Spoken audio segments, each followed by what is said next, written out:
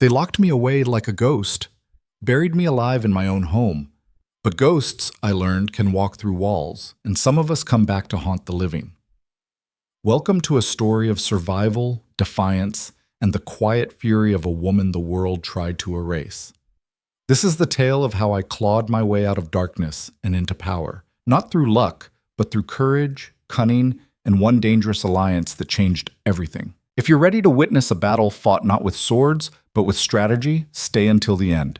And if you believe that the silenced can rise louder than their oppressors, hit that like button and drop a comment telling me what city you're watching from.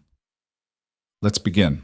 The manor sat like a carcass on the moor, stone walls blackened by centuries of wind and rain, windows glaring like hollow eyes across the barren landscape. Thornridge Manor. Once it had been a place of music and laughter, of summer parties that stretched into dawn and winter fires that crackled with warmth. Now it was a tomb, and I was its only living occupant. My name is Elena Whitford, though there were days I almost forgot it. Days when the silence pressed so thick against my skull, I wondered if I'd ever spoken at all. Days when I moved through the shadowed corridors like smoke, unseen and unheard. A whisper of what I used to be. It hadn't always been this way. 3 years ago, my father died. Lord Richard Whitford, beloved landowner, respected magistrate, a man whose word carried weight in 3 counties. His death was sudden. A riding accident, they said. His horse spooked on the cliffs. They found him at the base, neck broken, eyes open to the gray sky. I was 17 then, grief-stricken, but not alone. My stepmother, Vivienne, took charge immediately. She was efficient, I'll give her that. Within a week, the funeral was arranged, the estate affairs temporarily managed, and I was encouraged to rest, to grieve in private, to let the adults handle the complicated matters of inheritance and legacy. I was young, I was shattered, I obeyed. That was my first mistake. The second was not noticing when temporary became permanent, when the invitations to social events stopped arriving, when my correspondence went unanswered, when the servants who'd known me since childhood began averting their eyes in the hallways as if looking at me too long might curse them. Vivienne was brilliant in her way. She didn't destroy me all at once. That would have been too obvious, too crude. Instead, she eroded me. A whisper here. Poor Elena, still so fragile from her father's death. A regretful sigh there. We thought she'd recover by now, but the melancholy has deepened. A concerned letter to distant relatives. I fear the girl's mind is not quite right. She speaks to herself, refuses company, grows more withdrawn each day. None of it was true. But truth, I learned, is what people believe, not what actually happened. By the time I understood what was happening, the cage had already closed around me. Mucky. The morning it all changed started like any other, which is to say, it started in silence. I woke in my chambers as pale light leaked through the heavy curtains. The room was cold. It was always cold now. Vivienne had redirected the heating to the east wing, where she and her daughter Marguerite kept their rooms. My quarters, once warm and bright, had become a stone icebox. I dressed myself. That was another thing that had changed. My lady's maid, Sweet Mary, who used to braid my hair and chatter about the village gossip, had been reassigned. Now I had no one. Vivienne said it was because I'd requested solitude. Another lie I'd supposedly told, another nail in the coffin of my sanity. I plaited my own hair, dark as my father's had been, and just as stubborn. It fell to my waist now, longer than it had ever been in my mother's lifetime. Mother died when I was 6. I barely remembered her, just fragments, the smell of lavender, the sound of her laugh, the way she'd call me her little lioness. I wondered what she'd think of me now. Her lioness, defanged and declawed, pacing in a cage of her own making. No, not of my own making. I had to remember that. This was done to me. I descended the servants' stairs. I wasn't permitted to use the main staircase anymore. Another one of Vivienne's suggestions, implemented so subtly I'd hardly noticed the transition. It's better this way, dear. Less chance of you encountering guests unexpectedly. You know how you dislike surprises. I'd never said that. But by then, Vivienne had rewritten my entire personality to suit her narrative. The kitchen was the only place in the manor that still held warmth. Mrs. Bramble, the cook, was the last servant who dared show me kindness. She was older than the house itself, or so it seemed, face creased like old leather, hands knotted with arthritis, but eyes sharp as tacks. "Morning, lamb," she said quietly when I appeared. A bowl of porridge was already waiting, steam curling up from the gray surface. "Thank you," I murmured. She glanced toward the door, then leaned closer. "She's in a state this morning," the mistress is, shouting at poor Thomas about the silver, and Marguerite's tearing through gowns like she's off to meet the queen herself. My hand stilled on the spoon. "Why?" "Duke's coming," Mrs. Bramble said, voice dropping even lower. "Duke Blackthorn, arriving this afternoon for a 3-day visit. Vivian's beside herself, wants everything perfect." The name meant nothing to me. I'd been so long away from society, I no longer knew who mattered and who didn't. "Why here?" I asked. Mrs. Bramble shrugged, returning to her bread dough. "Business with the estate, I expect. Your father had dealings with the Blackthorn family years back. Land agreements, water rights, that sort of thing. The Duke likely wants to settle old accounts now that—" She trailed off, suddenly realizing the weight of her words. "Now that my father is dead and Vivian controls everything." "I see," I said softly. "You'll stay scarce, won't you?" Mrs. Bramble's eyes were worried. "If the mistress catches you anywhere near the public rooms while he's here—" "I know." I didn't need the warning. I knew what happened when I became inconvenient. Locked doors, missed meals, whispered consultations with Dr. Graves, the physician Vivian kept on retainer, who nodded sympathetically at every lie she fed him. I finished my porridge in silence and slipped back upstairs. But I didn't go to my room. Instead, I went to the one place in Thornridge Manor that was still mine, the garden. Technically, it was the old garden, the one my mother had planted, now wild and overgrown since her death. Vivian preferred the formal gardens on the south lawn, with their geometric hedges and imported roses. My mother's garden was chaos by comparison. Foxgloves growing between cracked paving stones, climbing roses tangled with honeysuckle, wild herbs spreading like secrets. It was hidden, too, accessible only through a half-forgotten door in the library, down a set of crumbling stone steps, past the old conservatory with its shattered glass roof. No one came here, which meant it was safe. I settled onto a bench beneath an ancient oak, pulling my shawl tight against the morning chill. I'd brought a book, a battered copy of the Odyssey I'd found moldering in the library. I'd read it 3 times already, but its story of homecoming and survival felt like a talisman. Hours passed. The sun climbed higher, burning off the mist. Birds called from the trees. For a little while I could almost forget where I was, who I'd become. Then I heard the horses. The sound came from the front drive, hoof beats on gravel, the jingle of harnesses, men's voices calling to one another. The Duke had arrived. I should have stayed hidden, should have remained where I was, invisible and safe. But something in me, some old stubborn spark I thought Vivian had smothered, wouldn't let me. I wanted to see him. This Duke who'd brought such panic to Vivian's carefully controlled world. I wanted to know what power looked like when it wasn't being used to crush me. So I moved through the garden, careful and quiet, until I reached the stone wall that bordered the south lawn. There was a gap in the ivy, a small opening I'd used as a child to spy on my parents' parties. I pressed my eye to the gap and looked. The first thing I saw was the carriage, black lacquered wood, gold trim, pulled by 4 matched grays. It wasn't showy, no ducal crest emblazoned on the door, no liveried footman dripping with braid. But the quality was unmistakable. This was wealth that didn't need to announce itself. Then the door opened. Duke Adrian Blackthorn stepped down. He was tall. I could see that even from a distance. Broad-shouldered beneath a charcoal traveling coat, dark hair slightly disheveled from the journey. He moved with the kind of easy confidence that came from never having to prove himself. The world simply made space for him. Vivian swept forward, Marguerite trailing behind like an overdressed shadow. I couldn't hear what was said, but I saw Vivian smile, the one she used for people who mattered.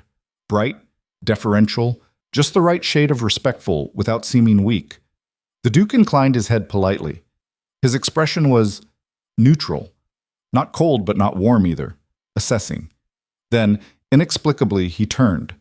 Not toward the house, toward the garden, toward me. I froze, breath caught in my throat. There was no way he could see me through the ivy. No possible way. But his gaze swept across the overgrown wilderness as if he knew someone was watching. For one impossible moment, our eyes met through the tangle of leaves. Dark eyes. Sharp. Seeing. Then Vivian said something, and his attention snapped back to her. The moment broke. I stumbled backward, heart hammering, and fled deeper into the garden. I didn't go inside until long after dark. By then the manor was lit up like a jewel box, every window blazing, the sound of dinner conversation and clinking crystal drifting through the walls. Vivian was entertaining, performing, proving herself worthy of managing the Whitford estate. I slipped through the servants' entrance and up the back stairs, intending to go straight to my room. But when I reached the second-floor landing, I found Marguerite waiting. My stepsister was 3 years younger than me, pretty in a fragile, doll-like way, with pale blonde curls and china blue eyes. Once, we might have been friends, but Vivian had shaped her daughter into a perfect mirror of herself, ambitious, calculating, and utterly devoid of mercy toward anyone standing between her and what she wanted. "Mother's furious," Marguerite said without preamble. "She wanted you locked in your room before the Duke arrived. You weren't there." "I was in the garden." "You're always in the garden." Her tone was almost pitying. "It's one of the things Dr. Graves notes in his reports. Your obsession with solitude, your refusal to engage with reality." My hands curled into fists at my sides. "I'm not mad, Marguerite." "No?" She tilted her head, studying me like an insect pinned to a board. "Then why do you behave as if you are? Hiding, skulking, speaking to no one? If you weren't mad before, Elena, you're certainly becoming so now." The cruelty of it took my breath away. "Is that what you tell yourself?" I asked quietly. "To make this easier?" Something flickered in her eyes, too fast to name. Guilt? Doubt? Then it was gone, replaced by that practiced blankness. "Just stay out of sight," she said. "The Duke will be gone in 3 days. After that, you can rot in your garden for all I care." She swept past me, leaving only the scent of rosewater and malice. I didn't sleep that night. I lay in my narrow bed staring at the ceiling while my mind raced in circles. 3 days. The Duke would be here for 3 days, and then he'd leave, and everything would return to the suffocating routine that was slowly killing me. Unless. The thought crept in like smoke under a door. Unless I did something. I had no allies, no money of my own. Vivienne controlled every penny. No connections to the outside world. No proof of what she had done to me, because it had all been so subtle, so careful. But I had one thing. I'd been seen. The Duke had looked at me, or at least in my direction. And in that brief moment, I'd felt something I hadn't felt in 3 years. Possibility. It was a fragile thread, easily broken, but it was all I had. So when dawn broke gray and cold over Thornridge Manor, I made a decision. I would find a way to speak to him, somehow, even if it meant risking everything. Because if I didn't, I would die here. Not physically, though sometimes I thought that might be easier, but the death of the self, the slow erosion of everything that made me me, until nothing remained but the hollow shell Vivian wanted me to be. I would rather burn the whole manor down than let that happen. The opportunity came sooner than I expected. That afternoon, while Vivian and Marguerite entertained the Duke with a tour of the formal gardens, I learned from Mrs. Bramble that he'd requested access to the estate's library. "Wants to review the old land contracts," Mrs. Bramble whispered as she kneaded dough. "Thomas is setting it up now." The library. The very room that connected to my mother's garden. My heart began to race. "When?" I asked. "This evening, after dinner. He'll have 2 hours before the card games begin." 2 hours. Alone in the library. It was madness. If Vivian caught me, there would be consequences. Severe ones. She might even accelerate her plans, whatever they were. Lock me away properly. Bring in specialists. Have me declared incompetent. But if I didn't try... "Thank you," I whispered. Mrs. Bramble's eyes met mine, full of worry and something else. Hope, maybe. Or fear for what I was about to do. I spent the rest of the day preparing. I bathed, a luxury I'd been quietly discouraged from. Vivian rationed the hot water, claiming the boiler was failing. Another lie. Another small cruelty designed to make me feel less than human. I washed my hair in cold water, scrubbing until my scalp hurt. Then I dressed in the one gown I had left that wasn't patched or faded, a deep green wool that had once belonged to my mother. It was old-fashioned now, the waist too high, the sleeves too long, but it was clean and whole. I studied myself in the tarnished mirror. I looked like a ghost. Pale skin, dark shadows under my eyes, cheekbones too sharp from skipped meals. But there was something else there, too, something I'd almost forgotten. Determination. I would not be silent tonight. I would speak, I would be seen, and God help anyone who tried to stop me. Feb. Night fell. I waited in my room until I heard the sounds of dinner ending, chairs scraping, voices drifting toward the drawing room. Then I slipped down the servants' stairs, through the kitchen, Mrs. Bramble pretended not to see me, and along the back corridor to the library. The door was slightly ajar. Lamplight spilled into the hallway. He was already there. I hesitated, hand on the doorframe, heart pounding so hard I thought it might crack my ribs. Then I stepped inside. The Duke stood with his back to me, examining a shelf of ledgers near the fireplace. The room smelled of old leather and wood smoke. Shadows danced on the walls. "I was wondering," he said without turning around, "when you'd stop hiding and actually introduce yourself." The words hit me like a slap. He'd known. Somehow, he'd known I was there all along. My voice came out barely a whisper. I cleared my throat and tried again. "I'm sorry, I didn't mean to intrude." "Didn't you?" Now he turned and I saw his face clearly for the first time. He wasn't handsome in the conventional sense. His features were too strong, too angular, sharp cheekbones, a nose that had been broken at least once, a mouth that looked more accustomed to delivering verdicts than smiles. But his eyes, dark gray, like storm clouds, and utterly, ruthlessly intelligent. "You've been watching me since I arrived," he continued, voice calm. "From the garden, through the ivy. You were very careful, but not quite careful enough." Heat flooded my face. "I apologize, Your Grace. I shouldn't have—" "Why are you apologizing?" He cut me off, head tilting slightly. "You live here, or you're supposed to. Yet I've been here for 36 hours, and this is the first time anyone has acknowledged your existence." The room seemed to tilt. "They told you about me?" I managed. "No." His expression didn't change, which is precisely the problem. "I asked Lady Vivian about the late Lord Whitford's daughter. She said you were unwell, resting, not to be disturbed." "I see. Do you?" He took a step closer, not threatening, just deliberate. "Because from where I stand, you look perfectly capable of engaging in conversation, which makes me wonder why your stepmother is so eager to keep you locked away." I should have lied, should have smiled and nodded and confirmed Vivian's story. It would have been safer. But I was so tired of being safe. "Because," I said quietly, "if people knew I was capable of conversation, if they knew I was sane and intelligent and perfectly aware of what she's doing, then they might start asking questions about why I've disappeared. Questions she doesn't want answered." Silence fell like snow. The Duke studied me for a long moment, his expression unreadable. Then he said, "What's your name?" "Elena." My voice was steadier now. "Elena Whitford." "Lady Elena," he corrected. "As the only legitimate child of the late Lord Whitford, you're entitled to the courtesy." Tears pricked my eyes.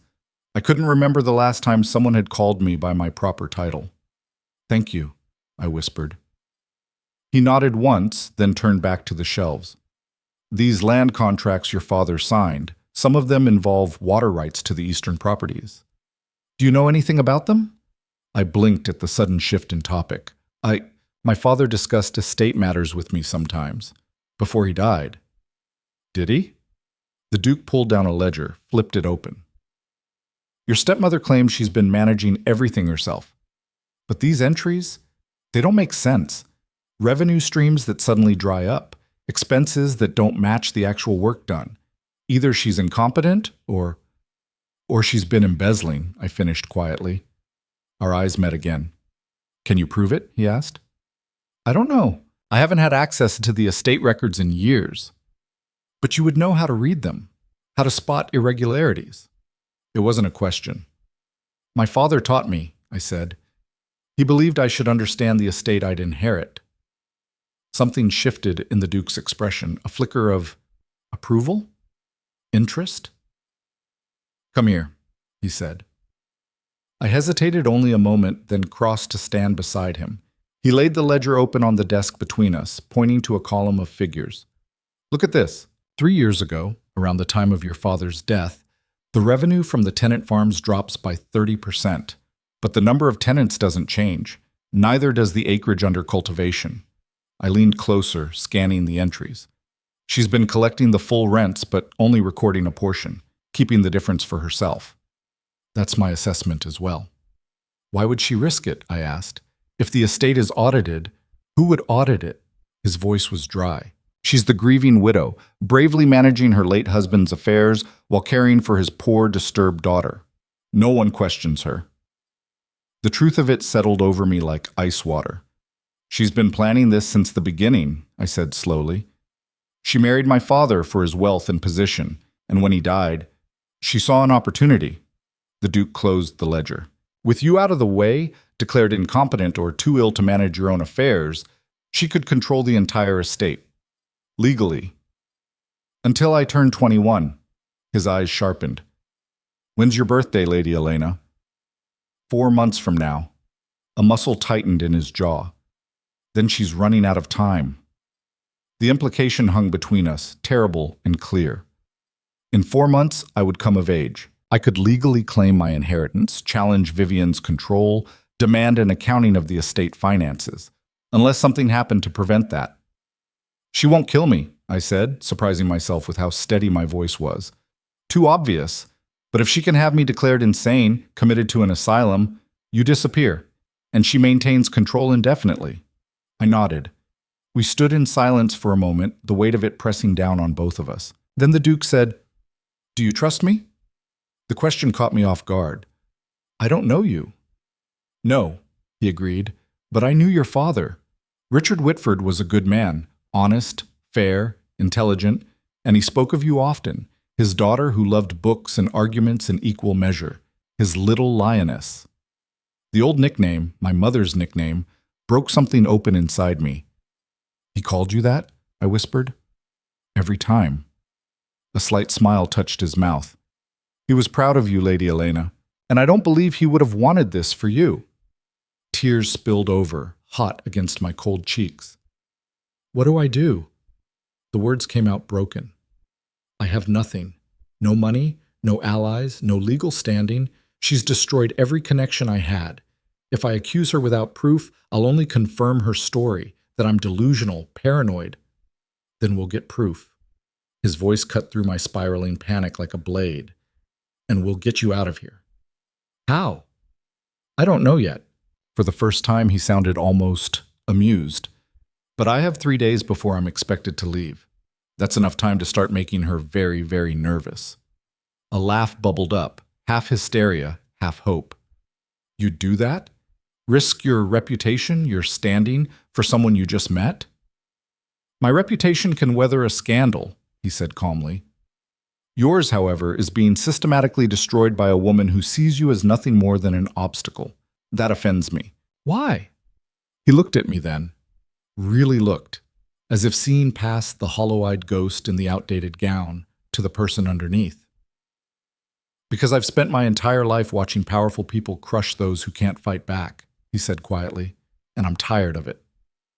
In that moment, standing in the lamplight with the ledgers spread between us like maps of a war neither of us had chosen, I made a decision. I would trust him. Not because I knew he was trustworthy, I didn't. Not because I had no other choice, though that was true. But because for the first time in 3 years, someone had looked at me and seen not a problem to be solved or a shame to be hidden, but a person worth fighting for. All right, I said. What do we do first? The Duke's smile was sharp enough to cut. We make her show her hand. The plan began to take shape in the hours before dawn. I sat across from the Duke in the library, The fire burned down to embers while he sketched out a strategy that was equal parts brilliant and terrifying. The ledgers lay scattered between us, evidence of Vivian's theft, but not enough. Not yet. "She's careful," Adrian said, tapping one of the account books. "Every transaction has just enough legitimacy to pass a cursory inspection. But if we dig deeper, cross-reference the tenant records with the actual revenue, we'd need access to her private correspondence," I finished. "The letters she sends to her banker, her solicitor. That's where the real proof would be." "Can you get into her study?" I almost laughed. "I'm not allowed within 20 feet of it. She keeps it locked, and she carries the key on her person at all times." "Then we'll need a distraction." His eyes met mine, sharp and calculating. Something significant enough to pull her away for an extended period. "What did you have in mind?" A slow smile curved his mouth. "Leave that to me." The confidence in his voice should have been reassuring. Instead, it sent a chill down my spine. Whatever he was planning would force Vivian to react, and when cornered animals reacted, they bit. "Your Grace," I said carefully, "if she realizes what we're doing—" "Adrian." I blinked. "I'm sorry?" "My name is Adrian." He leaned back in his chair, studying me. "And if we're going to wage war against your stepmother, formality seems excessive." The intimacy of it struck me like a match. In my world, or what was left of it, first names were reserved for family, childhood friends, lovers, not near strangers met in lamplight and desperation. But then, nothing about this situation was normal. "Adrian," I repeated softly, testing the shape of it, "and you should call me Elena." He nodded once, as if we'd just sealed a pact far more binding than any legal contract. "Elena," he said, and the way my name sounded in his voice made something long dormant flicker to life inside me. "When this is over, when you're free, what will you do?" The question caught me off guard. I'd been so focused on survival I'd forgotten to think beyond it. "I don't know," I admitted. "Reclaim the estate, I suppose. Honor my father's legacy. Make sure the tenants are treated fairly again. And then?" Then I trailed off, suddenly uncertain. Who was I beyond this nightmare? What did I want beyond simply not this? "There's time to figure it out," Adrian said quietly. "But Elena, when you're making those decisions, make them for yourself. Not for duty, not for legacy. For you." Before I could respond, footsteps echoed in the hallway outside. We both froze. The steps were light, hesitant, not Vivian's brisk click or a servant's purposeful stride. Someone was creeping through the manor in the dead of night. Adrian moved with startling speed, crossing to the door and easing it open just enough to peer through. Then he relaxed slightly and pulled it wider. Marguerite stood in the corridor, a candle trembling in her hand, her eyes wide with something that looked almost like fear. "What are you doing here?" I demanded, standing so quickly my chair scraped against the floor. My stepsister's gaze darted between us, taking in the scattered ledgers, the dying fire, the unmistakable intimacy of our late-night meeting. "I heard voices," she whispered. "I thought—" She swallowed hard. "Mother doesn't know you're here, either of you. Are you going to tell her?" Adrian's voice was neutral, but I heard the steel beneath it. Marguerite's hands shook harder. "I should. She'd want to know. She'd—" Her voice cracked. "I don't know what she'd do, but it would be terrible." "Then why are you hesitating?" I asked. She looked at me then, really looked, and for the first time in years I saw past the porcelain mask to the girl underneath. Scared. Uncertain. Human. "Because she's going to hurt you and—" Marguerite said, so quietly I almost didn't hear it. "Something's changed in her these past weeks. She's been meeting with Dr. Graves more frequently, having long conversations with that awful asylum director from the city. And yesterday I heard her telling him that your condition had deteriorated significantly, that intervention might be necessary soon." The room spun. What kind of intervention? Adrian's voice was dangerously soft. Marguerite's eyes filled with tears. "I don't know exactly, but I heard the word commitment, and she was asking about facilities that specialize in cases where the patient might resist treatment." My lungs forgot how to work. An asylum. Vivian was planning to have me committed to an asylum. Once inside those walls, I'd have no rights, no voice, No hope of escape. She could keep me there indefinitely, drugged and docile, while she drained my inheritance dry. When? I managed to ask through the roaring in my ears. Soon, Marguerite wiped at her eyes, smearing tears across her pale cheeks. She's waiting for the Duke to leave. She doesn't want witnesses. She said, her voice broke completely. She said it would be easier if you simply disappeared quietly, that people would understand, that they'd see it as a mercy. Adrian's hand found my elbow, steadying me before I realized I was swaying. Why are you telling us this? He asked Marguerite. She lifted her chin, and for a moment I saw an echo of the girl she might have been, if Vivian hadn't twisted her into something else. Because Elena's right, she said. I've been telling myself stories to make this easier, that she's fragile, that Mother knows best, that this is somehow for her own good. But it's not true. It was never true. She turned to me, eyes desperate. You're not mad, Elena, you never were, and I'm so tired of pretending otherwise. The confession hung in the air like smoke.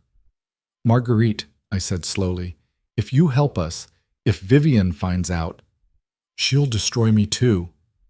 My stepsister's laugh was bitter. I'm not stupid. I know what she is. I know what she's capable of. But I can't. She pressed a hand to her mouth, shoulders shaking. I can't watch her do this to you and do nothing. I won't be that person. Adrian and I exchanged a glance. This changed everything. An ally inside the enemy's camp, someone who could move freely through the manor, access Vivian's private spaces. Can you get into your mother's study? Adrian asked. Marguerite nodded. She keeps a spare key in her jewelry box. I've seen her use it when she's misplaced the one she carries. We need her correspondence, I said. Anything involving the estate finances, the asylum arrangements, communication with Dr. Graves. I'll find it. Marguerite's voice was steadier now, purpose replacing fear. But we'll have to move quickly. The asylum director is visiting again tomorrow afternoon. If they finalize the arrangements, then we act tomorrow, Adrian said with absolute certainty. During the visit, while they're occupied. It was insane, reckless. We'd have hours at most to gather evidence, formulate a legal challenge, and somehow prevent Vivian from simply accelerating her timeline and taking me by force. But it was also the only chance we'd get. All right, I said. Tomorrow. Morning came too fast and not fast enough. I returned to my room through the servants' passages, slipping between the walls like a ghost while the manor slept. But sleep eluded me. I lay in the darkness, watching shadows shift across the ceiling, running through every possible scenario. What if we failed? What if Vivian caught us? What if the evidence wasn't enough? What if I ended up in the asylum anyway, screaming the truth to doctors who'd been paid to disbelieve me? The thoughts spiraled until I couldn't breathe, until the walls seemed to press inward and the darkness became suffocating. Then I remembered Adrian's words. Make decisions for yourself. This was my choice, my risk, my life to reclaim or lose trying. The thought steadied me enough that when dawn finally broke, I was ready. The day crawled by with agonizing slowness. I kept to my usual routine, breakfast in the kitchen with Mrs. Bramble, hours in the garden, silence and invisibility. But every moment felt charged with terrible anticipation, like the air before a lightning strike. At 2 o'clock, the asylum director arrived. I watched from my hidden vantage point in the garden as a black carriage pulled up to the front entrance. The man who emerged was tall and gaunt, dressed in severe black, with the kind of face that seemed designed for delivering bad news. Dr. Cornelius Ashford. I'd heard the name whispered by servants, the director of Blackwood Asylum, known for his innovative treatments and absolute discretion. Vivian greeted him with barely concealed eagerness, practically pulling him inside. They were meeting in the drawing room, far from her study. This was our window. I found Marguerite waiting in the east corridor, pale but determined. They'll be occupied for at least an hour, she whispered. Mother wants to review every detail of the arrangements. She's thorough when it matters. Where's Adrian? Creating your distraction. A ghost of a smile touched her lips. He's questioning the estate manager about discrepancies in the timber harvest records. Loudly. In the main hall where Mother can hear. Perfect. Vivian would be torn between entertaining Dr. Ashford and managing the Duke's increasingly pointed questions. She'd send servants to handle Adrian, try to placate him without leaving the asylum director unattended. It would buy us time. Not much, but enough. "Let's go," I said. Marguerite led me through the manor's public corridors for the first time in years. It felt strange, wrong, like walking through a house I'd only ever seen in dreams. Everything was familiar but distant, as if I were viewing it through water. Vivian's study was on the second floor, tucked behind the master bedroom. The door was oak, heavy and imposing. Marguerite produced the key with shaking hands. "If anyone comes," she started.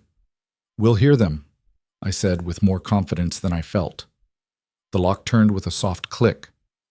Inside, Vivian's study was exactly what I'd expected. Immaculate, organized, controlled. A massive desk dominated the center, its surface clear except for a single inkpot and pen. Floor-to-ceiling shelves lined the walls, filled with ledgers, legal documents, and correspondence bound in ribbon. "Where do we start?" Marguerite whispered. I moved to the desk, pulling open drawers with steady hands.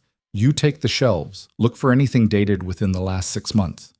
Financial records, letters from solicitors or bankers." "Elena." Marguerite's voice was strangled. I turned to find her holding a leather portfolio, her face white as bone. "What is it?" She opened the portfolio with trembling fingers. Inside were medical documents.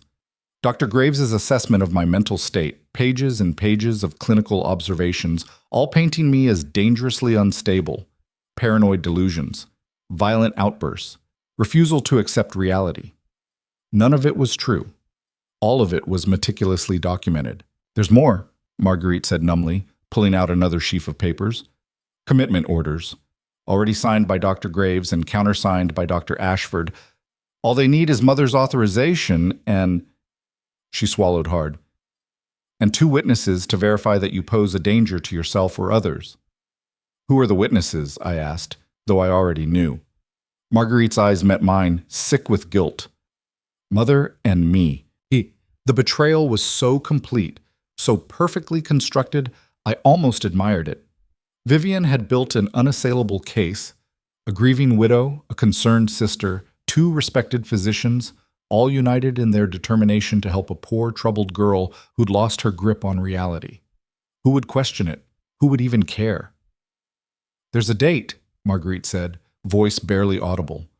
"The transfer is scheduled for 3 days from now. The morning after the Duke is scheduled to depart, 72 hours. I had 72 hours before I ceased to exist. Rage flooded through me, hot and clean and clarifying. "Keep looking," I said. "There has to be something here we can use." We tore through the study with systematic precision. Marguerite worked the shelves while I ransacked the desk, looking for the financial records, the proof of embezzlement that would give us leverage. And then I found it. Hidden in a false bottom of the lowest drawer, wrapped in oilcloth, a second set of ledgers. These told the real story. The full rents collected, the funds siphoned into private accounts, payments made to Dr. Graves for his cooperative assessments, bribes to local magistrates, hush money to servants who'd seen too much. It was all there. Every crime, every manipulation, documented in Vivian's own precise hand. "Got it," I breathed. Marguerite crossed to look over my shoulder, eyes widening. "This is enough. This could destroy her. If we can get it to the right people." I was already closing the ledgers, rewrapping them. "We need to—" The floor creaked in the hallway outside. We froze. Footsteps approached the study door. Not Vivian's click, but heavier. A man's tread. Dr. Ashford's voice drifted through the wood. "You're certain the room is secure? Some of these documents are quite sensitive." "Completely secure." That was Vivian, smooth and assured. "I'm the only one with a key." The door handle turned. Marguerite's eyes went wide with terror. There was nowhere to hide. The room was too open, too sparse. We were trapped. The door swung open. Vivian saw us immediately. For one frozen heartbeat, shock registered on her face, genuine, unfiltered surprise. Then it transformed into something far worse, cold, calculating fury. "Well," she said softly, stepping into the room with Dr. Ashford hovering behind her, "I suppose we won't need to wait 3 days after all." "Oh, Mother, please," Marguerite started. Be silent. Vivian didn't even look at her daughter. Her eyes were locked on me, on the ledgers clutched in my hands. Dr. Ashford, if you would be so kind as to ring for assistance. It seems my stepdaughter is having one of her episodes. I'm not having an episode, but, I said, proud that my voice didn't shake. And you know it. Poor dear. Vivian's tone was syrup-sweet, designed to carry to the asylum director watching with clinical interest. She often has delusions of persecution, accuses me of the most fantastic schemes. She turned to Ashford with a perfectly calibrated expression of pained concern. This is exactly the behavior I've been documenting. The paranoia, the accusations. The truth, I interrupted. These ledgers prove you've been embezzling from the estate for 3 years. You've falsified records, bribed officials, and constructed an elaborate fiction to justify having me declared incompetent so I can't challenge your control. Ashford's eyes narrowed slightly. May I see those documents? No. Vivian moved with startling speed, reaching for the ledgers. I jerked back, clutching them to my chest. You can't have them. You see? Vivian's voice rose, pitching toward hysteria with practiced precision. She's become violent, delusional. She breaks into my private study, steals confidential documents, makes wild accusations. They're not accusations if they're true. The words burst out of me, raw and desperate. Ask her about the tenant rents. Ask her why the recorded revenue doesn't match the actual collections. Ask her about the payments to Dr. Graves. Enough! Vivian's mask cracked, revealing the monster beneath. You ungrateful, vicious little... Is there a problem here? Adrian's voice cut through the chaos like a blade. He stood in the doorway, perfectly composed, taking in the scene with those sharp gray eyes. Vivian's expression smoothed instantly. Your Grace, I apologize for the disturbance. My stepdaughter has had one of her episodes. We were just about to... I heard. He stepped into the room, and somehow his presence shifted the entire dynamic. Lady Elena was making some serious allegations about financial impropriety, if I understood correctly. Delusions, Vivian said firmly. The poor girl has no grasp of reality. Dr. Ashford can confirm... Actually, Adrian interrupted, I'd like to hear more about these ledgers. They're private estate documents, Vivian said, voice hardening. Not your concern, Your Grace. Perhaps. His tone was mild, but there was steel underneath. Though as it happens, I hold the note on several properties adjacent to the Whitford estate. Properties whose water rights are governed by contracts signed with the late Lord Whitford. If there are financial irregularities affecting the estate's solvency, they very much become my concern. It was brilliant.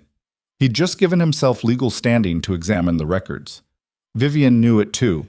I watched her recalculate, searching for a new angle of attack. Of course, she said with venomous sweetness. You're welcome to review the official estate ledgers, but these... She gestured at the books I held. These are clearly forgeries created by Elena during one of her confused episodes.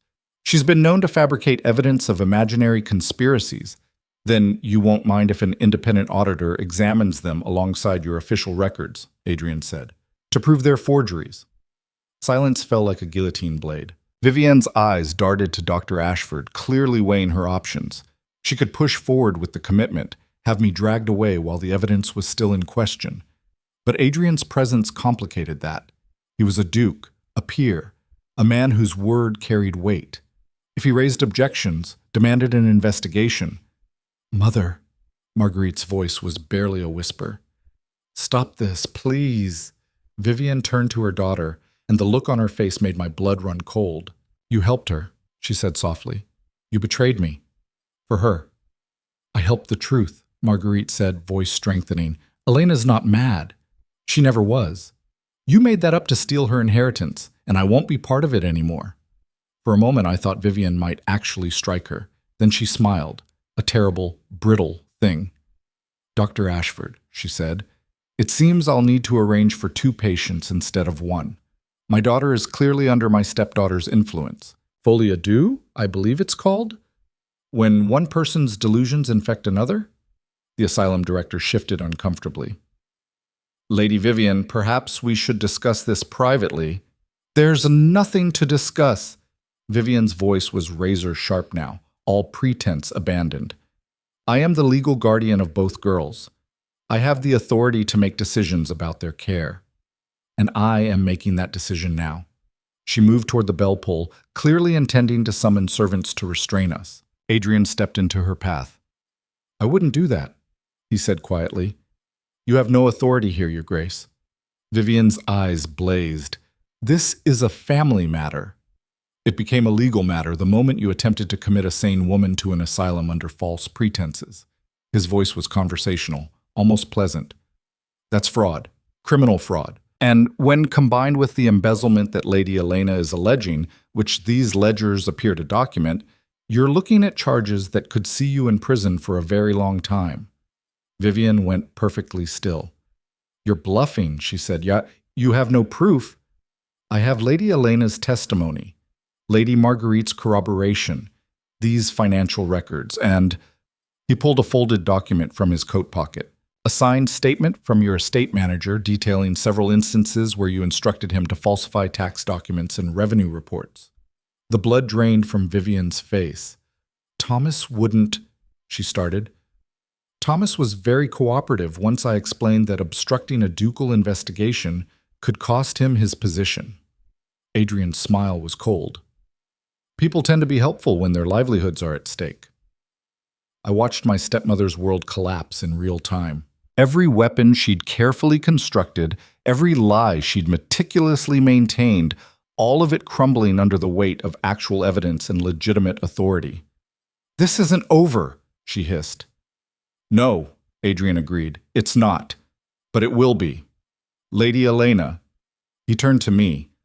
Do you wish to press charges against your stepmother for fraud, embezzlement, and attempted unlawful commitment? The question hung in the air. This was it. The moment of choice. I could destroy her utterly, see her arrested, tried, imprisoned, everything she'd done to me, repaid in full. I looked at Vivian, really looked at her for the first time in years, saw not the monster who'd tormented me, but a desperate woman who'd gambled everything on a lie and lost. I want her gone, I said quietly. From this house, from the estate, from my life. I want her to sign over all legal authority to me, witnessed and notarized. I want her to disappear. If she does that, I swallowed hard. I won't pursue criminal charges. Marguerite made a small sound of protest, but I shook my head. Prison won't undo what she did, I said. It won't give me back the years she stole, but freedom will, for both of us. Vivian's face was a mask of hatred, but beneath it I saw something else. Relief. She'd expected obliteration. I was offering exile. Fine, she spat. I'll sign your papers, I'll leave. But don't think this makes you better than me, Elena. You're still the same weak, pathetic girl you always were. No, I said softly. I'm not. And for the first time in 3 years, I believed it. The documents were drawn up that evening. Adrian's solicitor arrived from the city with startling speed. Clearly, the Duke had been planning for multiple contingencies. Vivian signed everything with shaking hands, her face a rictus of controlled fury. By midnight, it was done. She had 48 hours to vacate the premises. All financial authority reverted to me immediately. The false medical assessments were officially retracted and sealed. I was free. The realization didn't hit all at once. It came in waves, small moments of understanding that broke over me like surf. When Mrs. Bramble hugged me in the kitchen, weeping with joy. When I walked through the main hall without fear for the first time in years. When I stood in my father's study, my study now, and felt the weight of his legacy settle onto my shoulders like a mantle. But the moment that mattered most came later, in the quiet hour before dawn. I found Adrian on the terrace, looking out over the gardens. The sky was just beginning to lighten, turning from black to deep blue. Couldn't sleep? He asked without turning. Too much has happened. I moved to stand beside him. My mind won't settle. That's normal. You've been operating on survival instinct for so long, peace probably feels dangerous.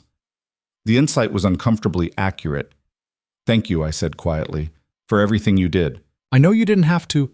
Yes, he interrupted. I did. He turned to face me then, and in the growing light I could see the shadows under his eyes, the lines of exhaustion around his mouth. Why? I asked. Because I've spent my entire life watching people like your stepmother win, he said. watching them crush anyone in their path and walk away untouched. And I'm tired of it. Tired of living in a world where cruelty succeeds and kindness is punished. He paused. You deserved better. And for once, I could make sure you got it. Something shifted in the space between us. A change in pressure, in possibility. What happens now? I whispered. Now you rebuild. His voice was gentle. You learn to run this estate. You reconnect with the world. You figure out who Elena Whitford is when she's not just surviving. And you? A slight smile touched his mouth. I'll be around. Someone has to make sure you don't get into more trouble. I think I'm quite capable of managing trouble on my own. I know. His eyes held mine. That's what worries me.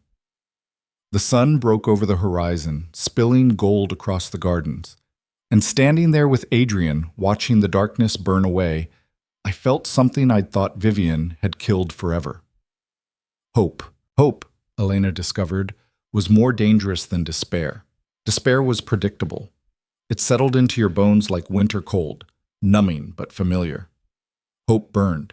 It demanded action, invited risk, and made you believe impossible things might actually come true. And in the week following Vivian's departure, Elena felt hope blazing through her veins like wildfire. She threw herself into reclaiming the estate with ferocious energy. Every morning she rose before dawn, meeting with the estate manager, reviewing contracts, walking the tenant farms she hadn't seen in years. The tenants stared at first, this pale ghost of a girl claiming to be their new landlord. But skepticism turned to cautious respect when she started reducing unfair rents and repairing neglected cottages. You're different than your stepmother, old Thomas Fairweather said one afternoon, watching Elena inspect the rotted beams of his barn. She never once set foot on our land, sent her man to collect, but never came herself. She didn't care about the land, Elena said, running her hand along the damaged wood. Only what she could take from it. We'll have this repaired by month's end. Can't afford it, milady. It's not your expense, it's mine. She met his weathered gaze steadily. My father believed that landowners had responsibilities, not just rights. I intend to honor that. Word spread. Within days, Elena found herself fielding visits from tenants who'd been too afraid to bring complaints to Vivian. Broken fences, leaking roofs, land disputes that had festered for years. She listened to all of them, took notes, made decisions, and slowly, painfully, began to understand the true scope of what Vivian had destroyed. The estate was hemorrhaging money. 3 years of embezzlement had drained the coffers nearly dry. Several tenant farms were on the verge of bankruptcy. The main house needed extensive repairs that would cost a fortune Elena no longer had. You're sitting on a mountain of debt, Adrian said one evening, reviewing the accounts in what was now Elena's study. The property itself is valuable, but without capital to maintain it. I'll have to sell. The words tasted like ash. Not necessarily. He tapped the ledger with one long finger. Your father's contracts with my family included provisions for mutual aid in times of hardship. I could extend a loan. No. His eyebrows rose. Elena, you've already done too much. She stood, pacing to the window. Outside, twilight was settling over the gardens like a bruise. If I take your money, people will say I traded one controller for another, that I went from Vivian's prisoner to your dependent. You'd be neither. It would be a business arrangement. Nothing between us could ever be just business. The words escaped before she could stop them. Silence fell, heavy and charged. Adrian rose slowly, crossing to stand behind her. She could feel the heat of him, close but not touching. What are we then? He asked quietly. Elena closed her eyes. She'd been asking herself the same question for days. The way her heart jumped when he entered a room, the way his rare smiles felt like victories, the way she caught herself watching him when he wasn't looking, memorizing the angle of his jaw, the way his hands moved when he spoke. I don't know, she whispered. But whatever it is, it can't be built on dependency. I won't survive one cage just to walk into another, even a gilded one. His hand came to rest on her shoulder, warm and solid. Then we'll find another way, he said, together, as equals. The word, equals, settled into her chest like an anchor. I need to go to London, she said suddenly, the decision crystallizing as she spoke. Present myself to society. Make it clear that I'm competent, sane, and in control of my inheritance. If the ton accepts me, the creditors will follow. That's dangerous. Adrian's hand tightened slightly. Vivian spent 3 years spreading rumors. Even with her gone, those stories have roots. People will expect a fragile invalid, and if you don't match their expectations, then I'll shatter them. She turned to face him. I'm not afraid anymore. Something flashed in his eyes. Approval mixed with concern. You should be, he said. London society is more vicious than anything you've faced here. They'll tear you apart if they sense weakness. Let them try. Elena lifted her chin. I survived Vivian. I can survive them. They left for London 3 days later. Marguerite came too, desperate to escape the manor's ghosts and her mother's legacy. The girl had transformed in the wake of Vivian's departure, as if removing the source of poison had allowed something genuine to grow.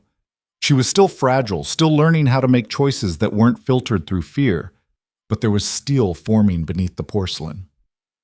I want to help, she'd said when Elena announced the London plan. I know I don't deserve your trust, but I want to earn it. You already started, Elena had replied, when you chose truth over safety. Now they traveled in Adrian's carriage, watching the countryside roll past. Elena had sent letters ahead, to her father's old friends, to distant relatives, to anyone who might remember Richard Whitford fondly enough to give his daughter a chance. Most went unanswered. The few responses that did arrive were cautious, polite inquiries about her health, gentle suggestions that perhaps she should wait another season before attempting society, thinly veiled concern about her mental state. Vivian's poison ran deep. They think I'm mad, Elena said flatly, reading yet another carefully worded rejection. They think you might be mad, Adrian corrected. There's a difference. It means they're uncertain, and uncertainty can be influenced. How? A dangerous smile curved his mouth. By making them see what they want to see. London society values confidence, beauty, and power above all else. Give them that. Give them a performance so compelling they can't help but believe it, and the rumors will wither. You want me to lie? I want you to be strategic. He leaned forward, eyes intense. You are confident. You're just learning to show it. You are powerful. You're standing in front of me despite everything designed to break you. That's not a lie. That's simply emphasis. Elena studied him. This man who'd crashed into her life like a comet and refused to leave. His faith in her was both intoxicating and terrifying. And if I fail, she asked, if they reject me anyway? Then we'll burn their world down and build a new one. He said it so casually, as if societal revolution were a minor inconvenience. But you won't fail. I've seen you fight, Elena. You're magnificent when you stop hiding. Heat flooded her cheeks. Before she could respond, Marguerite cleared her throat delicately from her corner of the carriage. Perhaps, she said with the faintest smile, we should discuss strategy rather than whatever this is. Adrian laughed, a real laugh, rich and genuine. Elena found herself smiling too, the tension breaking like fever. They spent the rest of the journey planning. Which events to attend. Which families to court. How to present Elena's story in a way that transformed tragedy into triumph. By the time London's spires appeared on the horizon, Elena had her armor on. Let them come, let them whisper and judge and test her. She'd survived worse. London hit her like a physical blow. The noise, the crowds, the sheer overwhelming muchness of it all. After 3 years of silence and isolation, the city felt like being dunked in ice water, shocking and clarifying in equal measure. Adrian had secured them rooms at Blackthorn House, his family's London residence. It was a massive Georgian townhouse in Mayfair, all marble columns and soaring ceilings, a place designed to intimidate. You'll stay here, he said as they entered the grand foyer. Both of you. It's improper as hell, but my reputation can weather it, and your safety matters more than propriety. People will talk, Marguerite warned. People are already talking. Adrian shrugged. At least this way, I control the narrative. He was right, of course. Within hours of their arrival, calling cards began appearing. Not friendly welcomes, pointed inquiries. Lady Pemberton wanted to know if the rumors of Miss Whitford's delicate health were true. Lord Ashworth wondered if the Duke was aware of his house guest's unfortunate family history. Mrs. Dalton Pierce sent a note dripping with false concern about whether dear Elena was quite recovered from her difficulties. Elena read them all with growing fury. "They're circling like sharks," she said, tossing another card onto the growing pile. "Because Vivian gave them blood in the water," Adrian replied. He was reviewing correspondence at his desk, seemingly unbothered by the social warfare brewing. But sharks lose interest when the prey fights back. How do I fight this? They're not making direct accusations. Everything is couched in concern, in gentle suggestions. Exactly. He looked up, eyes sharp. They're testing you. Seeing if you'll retreat, confirm the narrative of fragility. Don't give them that satisfaction. Accept every invitation. Attend every event. Show them a woman so thoroughly unbroken that their whispers become absurd. And if I am broken? The question slipped out raw and honest. Adrian crossed to her, taking her hands in his. You're not. Damaged, yes. Scarred, absolutely. But broken things don't rebuild estates and face down their abusers. You're forged steel, Elena. You just need to remember that. The intensity in his gaze made her breath catch. For a moment, the crowded room faded, leaving just the two of them in a bubble of shared understanding.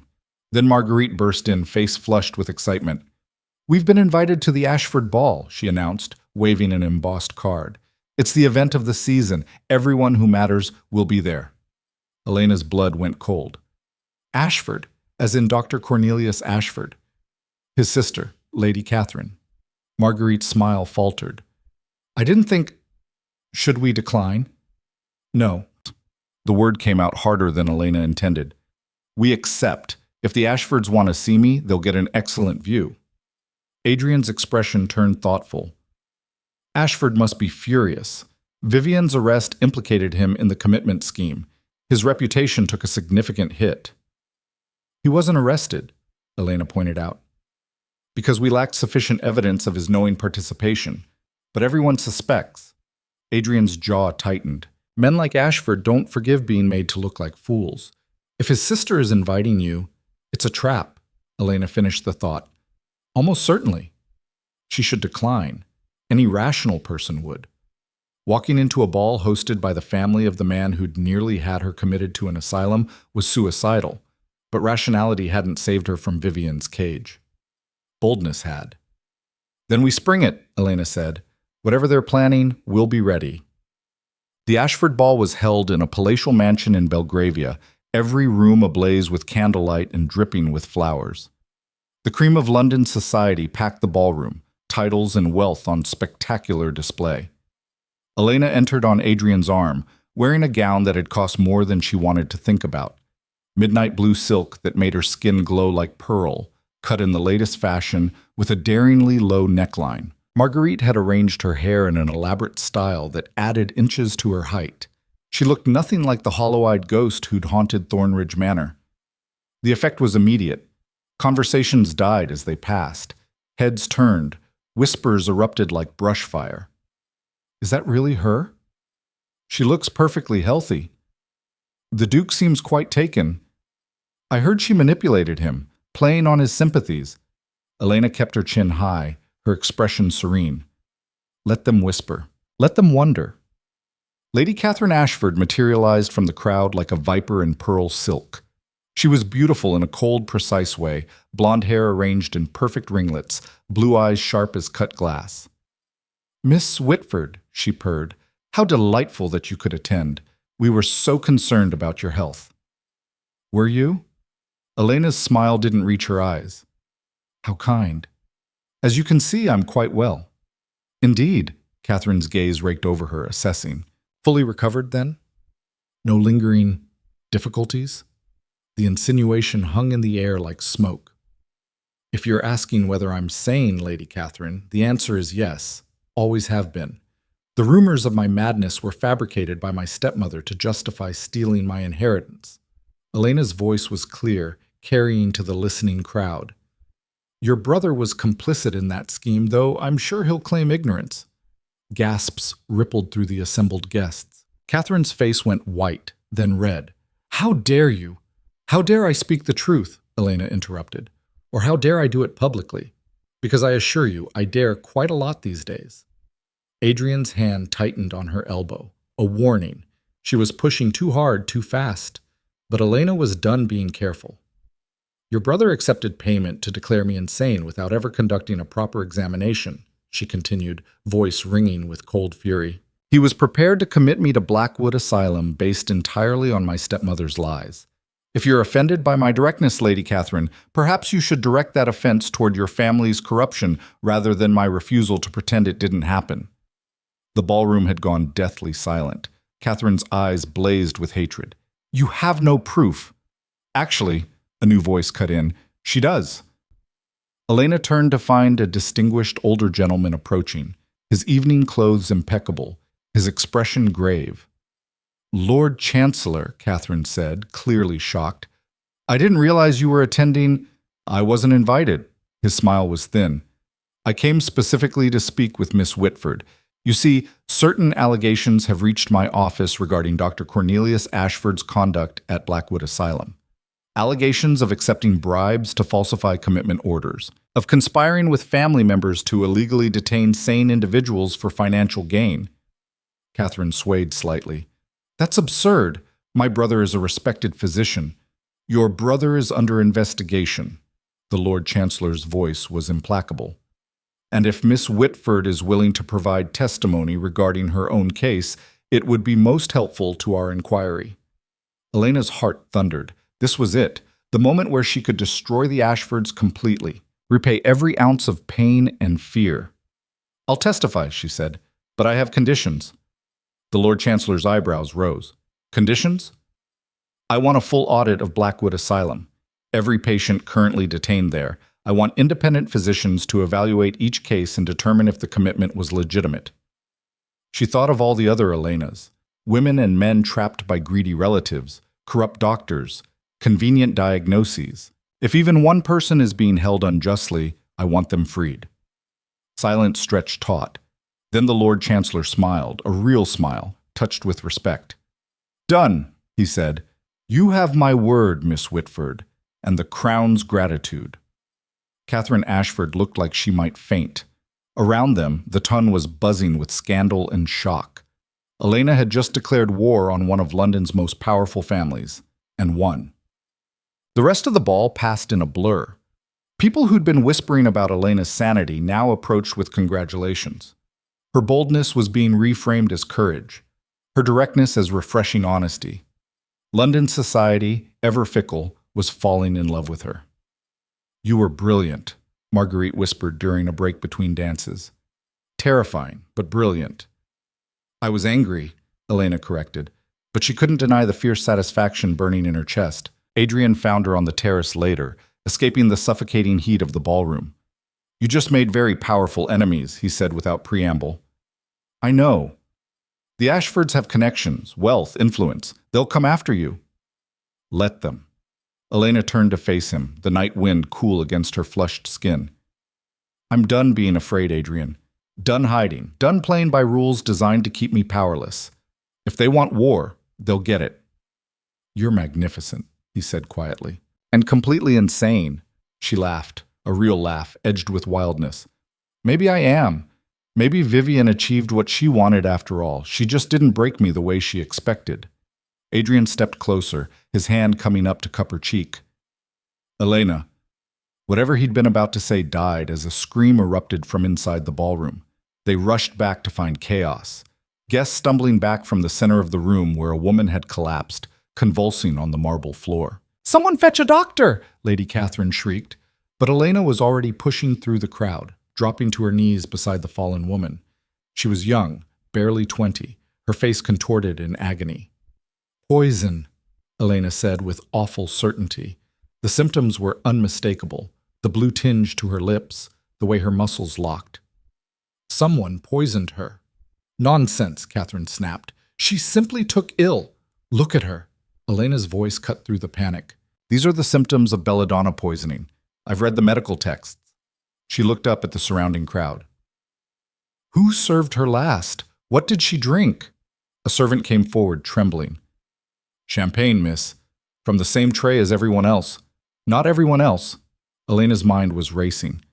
Just the glasses on that particular tray. Someone knew which one she'd take. The girl on the floor let out a rattling gasp and went still. Dead.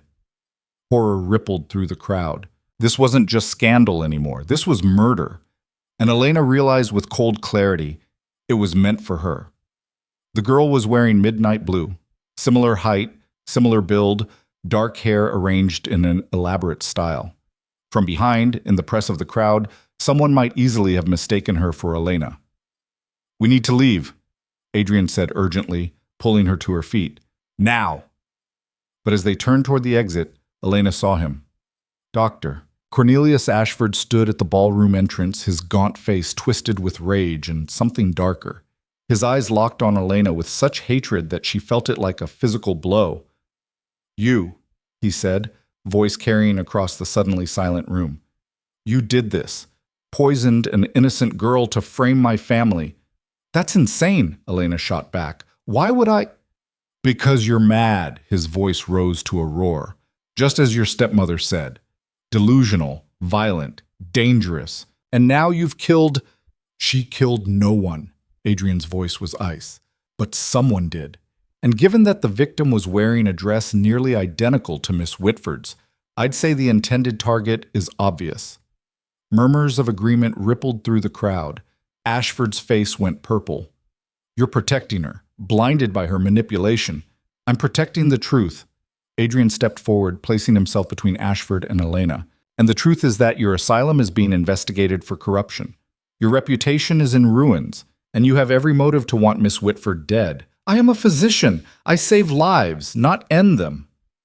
"You're a fraud who profits from human misery." Elena's voice was steady, despite her racing heart. "And when that fraud was exposed, you decided to eliminate the threat. But you're clumsy, Doctor. You poisoned the wrong woman." Ashford lunged forward. Adrian moved faster, intercepting him with brutal efficiency. There was a scuffle, brief and violent, and then Ashford was on the floor, Adrian's knee on his back. "Someone fetch the authorities," Adrian said calmly, as if he hadn't just taken down a man twice his age. "We have a murderer to deliver." The aftermath was chaos. The authorities arrived, took statements, arrested Ashford over his screaming protests. The ball dissolved into scandal and speculation.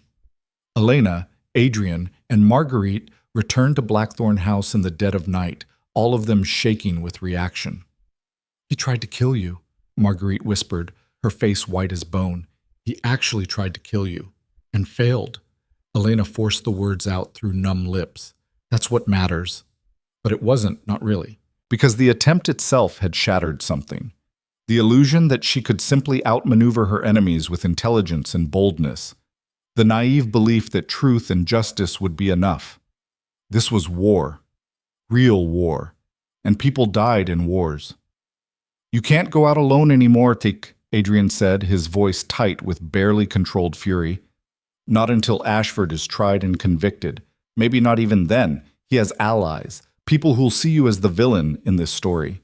"So I'm supposed to hide again?" Elena's voice rose. "Lock myself away because someone wants me dead? I just escaped one cage, Adrian. I won't enter another. This isn't about cages. It's about survival. It's about the same thing it's always been about. Control." She was shouting now, months of suppressed fear and anger pouring out. First Vivian, now Ashford, now you. Everyone trying to tell me where I can go, what I can do, how I should behave to keep myself safe. "Because I can't lose you."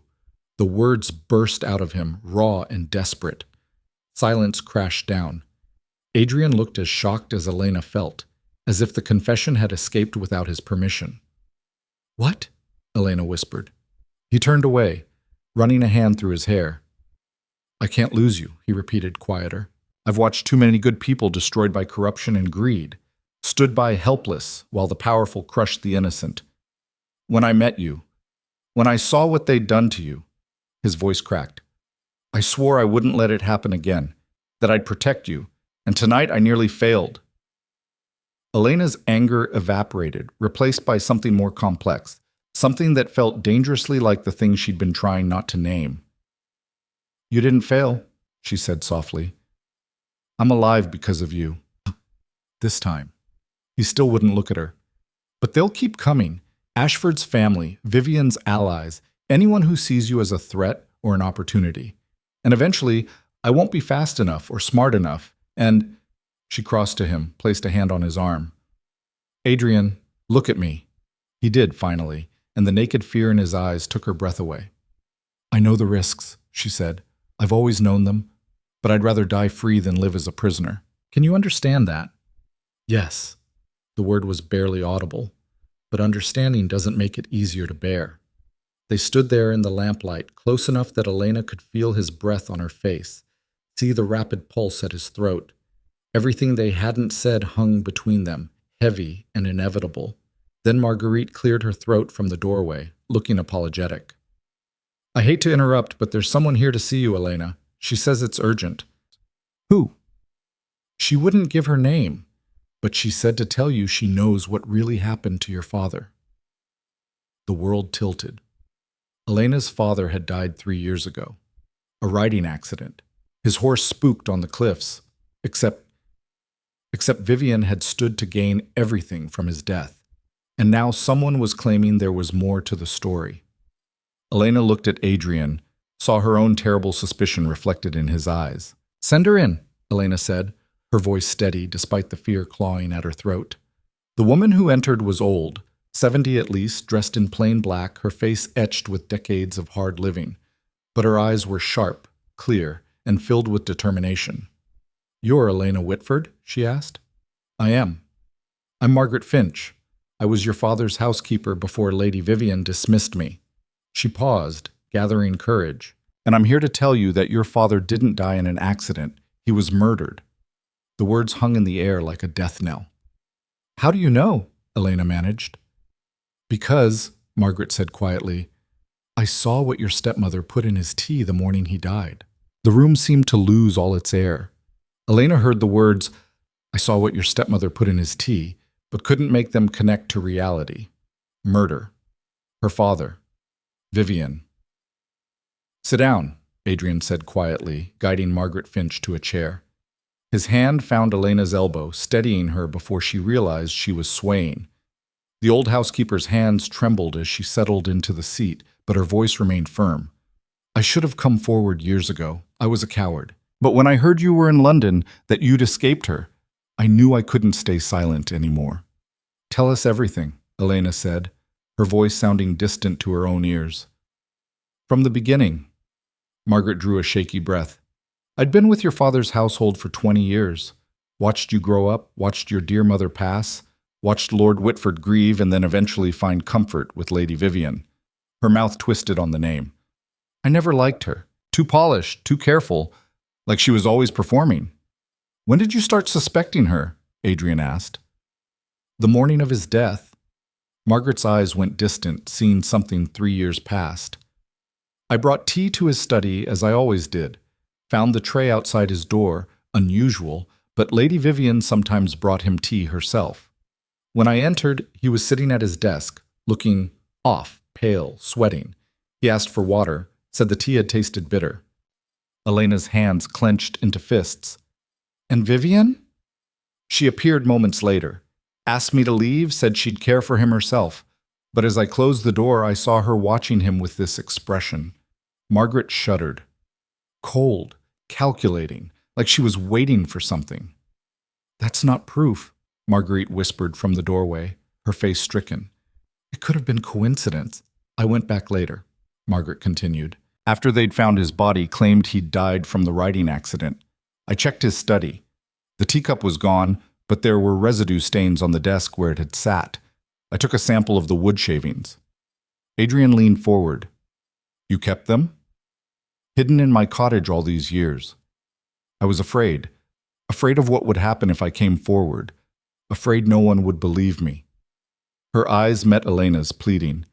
But they're still there, and if they contain what I think they do. Belladonna. Elena's voice was hollow. She used the same poison at the ball tonight, the same method she used to kill my father. The pattern was unmistakable now. Vivian's weapon of choice, elegant, difficult to detect, symptoms easily mistaken for natural causes if administered carefully. "Where's your cottage?" Adrian demanded. 3 hours north of Thornridge, but I came as quickly as I could when I heard—" Margaret's voice broke. "When I heard Dr. Ashford had tried to kill you the same way. I realized she'd taught him, or he'd taught her, or they'd been working together all along." The conspiracy unwound in Elena's mind like a serpent. Vivian and Ashford connected through the asylum scheme. How deep did it go? How long had they been planning this? "We need those wood shavings," Adrian said. "Tonight, before anyone realizes you've come forward." "I'll take you," Margaret said, "but we must be careful. Lady Vivian has eyes everywhere. If she learns I've spoken to you—" "She's already fled London," Elena interrupted, "after her disgrace at Thornridge. We don't know where she went." "I do." Margaret's expression hardened. "She owns a property under a false name, a hunting lodge near my cottage.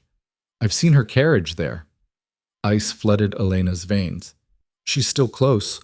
All this time she's been watching." "Then we end this tonight," Adrian said with deadly calm. "We get the evidence, we bring it to the authorities, and we make sure Vivian Whitford answers for what she's done." They left within the hour. Adrian insisted on bringing 2 of his most trusted men, both former soldiers, both armed. Marguerite refused to be left behind despite Elena's protests. "She's my mother," Marguerite said quietly as they prepared to depart. "I need to see this through, to face what she really is." The journey north was tense and silent. Elena sat rigid in the carriage, her mind replaying every memory of her father's final days. The way he'd seemed distracted, worried. The arguments she'd overheard behind closed doors. His voice raised in anger, Vivian smooth and placating. Had he discovered her true nature? Had he threatened to expose her, to send her away? Is that why she killed him? "Elena." Adrian's voice cut through her spiraling thoughts. "Whatever we find tonight, whatever happens, you're not alone in this." She met his eyes in the darkness. "I know." But the knowledge didn't ease the cold dread settling in her chest. They reached Margaret's cottage just past midnight. It was a small stone building on the edge of a dense wood, isolated and dark. The old housekeeper led them inside with a candle, moving with the certainty of long familiarity. "I kept them here," she said, kneeling by the hearth and prying up a loose stone.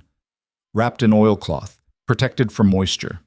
She pulled out a small packet, hands trembling. Adrian took it carefully, unwrapping the cloth to reveal dark wood shavings, still faintly stained. "We'll need a chemist to test these properly, but—" He lifted them to his nose, then recoiled. "There's definitely something here. Chemical residue." "How long will testing take?" Elena asked. "A day? Maybe 2? If I can find someone I trust in London." A sound outside cut him off. Hoofbeats. Multiple riders approaching fast. Adrian's men moved instantly, weapons drawn, positioning themselves by the windows. "Did anyone follow you?"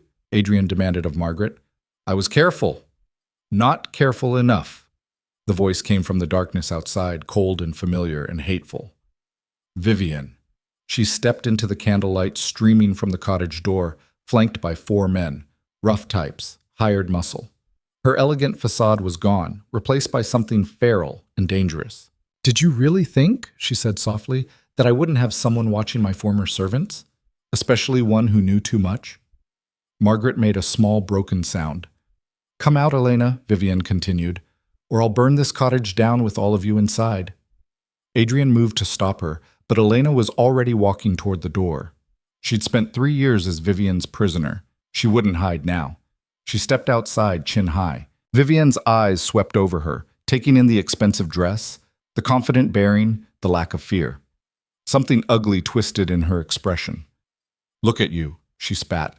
"Playing lady of the manor, playing the Duke's whore. Did you really think you could destroy me and walk away unscathed?"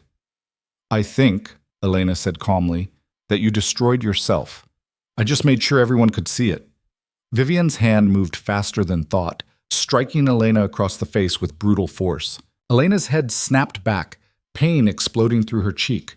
But she didn't fall, didn't cry out, just straightened slowly, meeting Vivian's gaze with absolute contempt. "That's all you have left, isn't it?" Elena said quietly.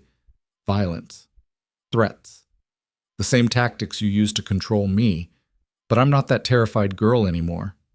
No, Vivian agreed. You're an arrogant fool who thinks she's won, but you haven't. You've just forced me to clean up loose ends more thoroughly. She nodded to her men. Two of them moved toward Margaret's cottage. Wait, Margaret's voice rose in panic. No witnesses, Vivian said flatly. Not this time. I should have killed the old woman years ago. My mistake, one I'm correcting now. Adrian appeared in the doorway, his men flanking him.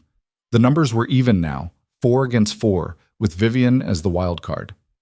You're not killing anyone else, Adrian said, his voice deadly calm. Vivian laughed, a harsh, brittle sound. The noble duke rushing to save his damsel. How romantic. Tell me, your grace, was she worth it? Worth risking your reputation, your standing, for a girl you barely know? Yes, Adrian said simply.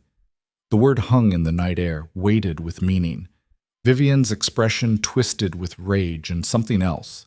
Jealousy, perhaps, or envy for something she'd never understand. Then you'll die together, she said. How poetic. Her men moved forward. What happened next was chaos, brutal and fast.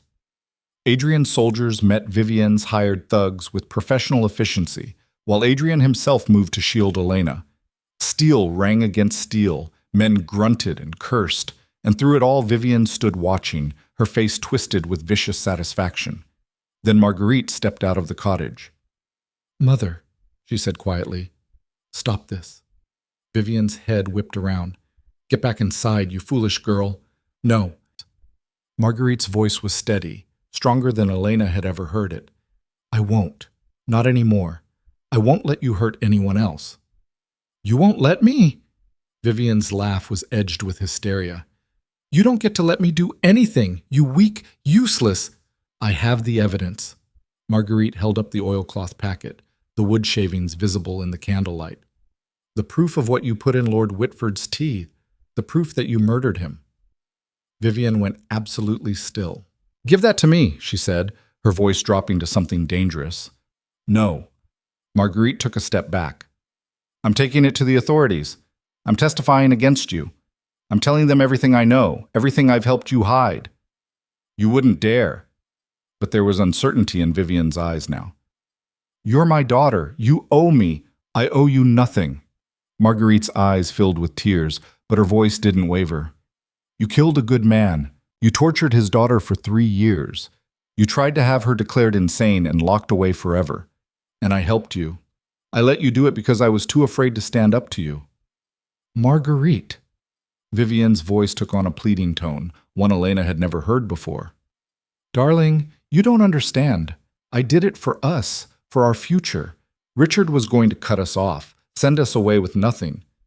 So you murdered him. Marguerite's words fell like stones. And then you tried to erase Elena. And when that didn't work, you tried to kill her. And you would have killed me too eventually, if I became inconvenient.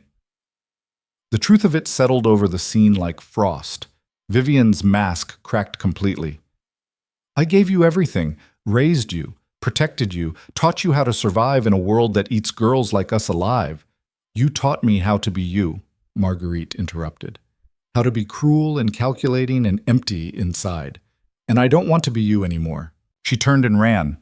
Not toward Vivian, but toward Adrian's men, toward safety, clutching the evidence to her chest. Vivian screamed, a sound of pure rage and loss, and lunged after her. Elena moved without thinking, throwing herself into Vivian's path. They collided hard, both women going down in a tangle of skirts and fury. Elena felt hands clawing at her face, her hair, trying to tear and destroy. She fought back with 3 years of suppressed rage, all the fear and pain and helpless fury finally finding an outlet. You took everything from me, Elena gasped, pinning Vivian's wrists. My father, my freedom, my life. You took it back, Vivian spat. You won. Isn't that enough? No. Elena's voice was steel. Because you need to answer for what you did. Face justice. Face consequences for once in your miserable life. Justice? Vivian laughed, wild and broken. There's no justice for women like us. Only survival. Only taking what we can before the world takes it from us. That's where you're wrong. Elena climbed to her feet, leaving Vivian sprawled in the dirt. Justice exists, and you're about to meet it. Adrian's men had subdued Vivian's thugs. The fight was over. And standing in the ruins of her final gambit, Vivian seemed to collapse inward, all the rage and power draining away, leaving only a shell. It's over, Adrian said quietly, moving to Elena's side. We have the evidence. We have witnesses.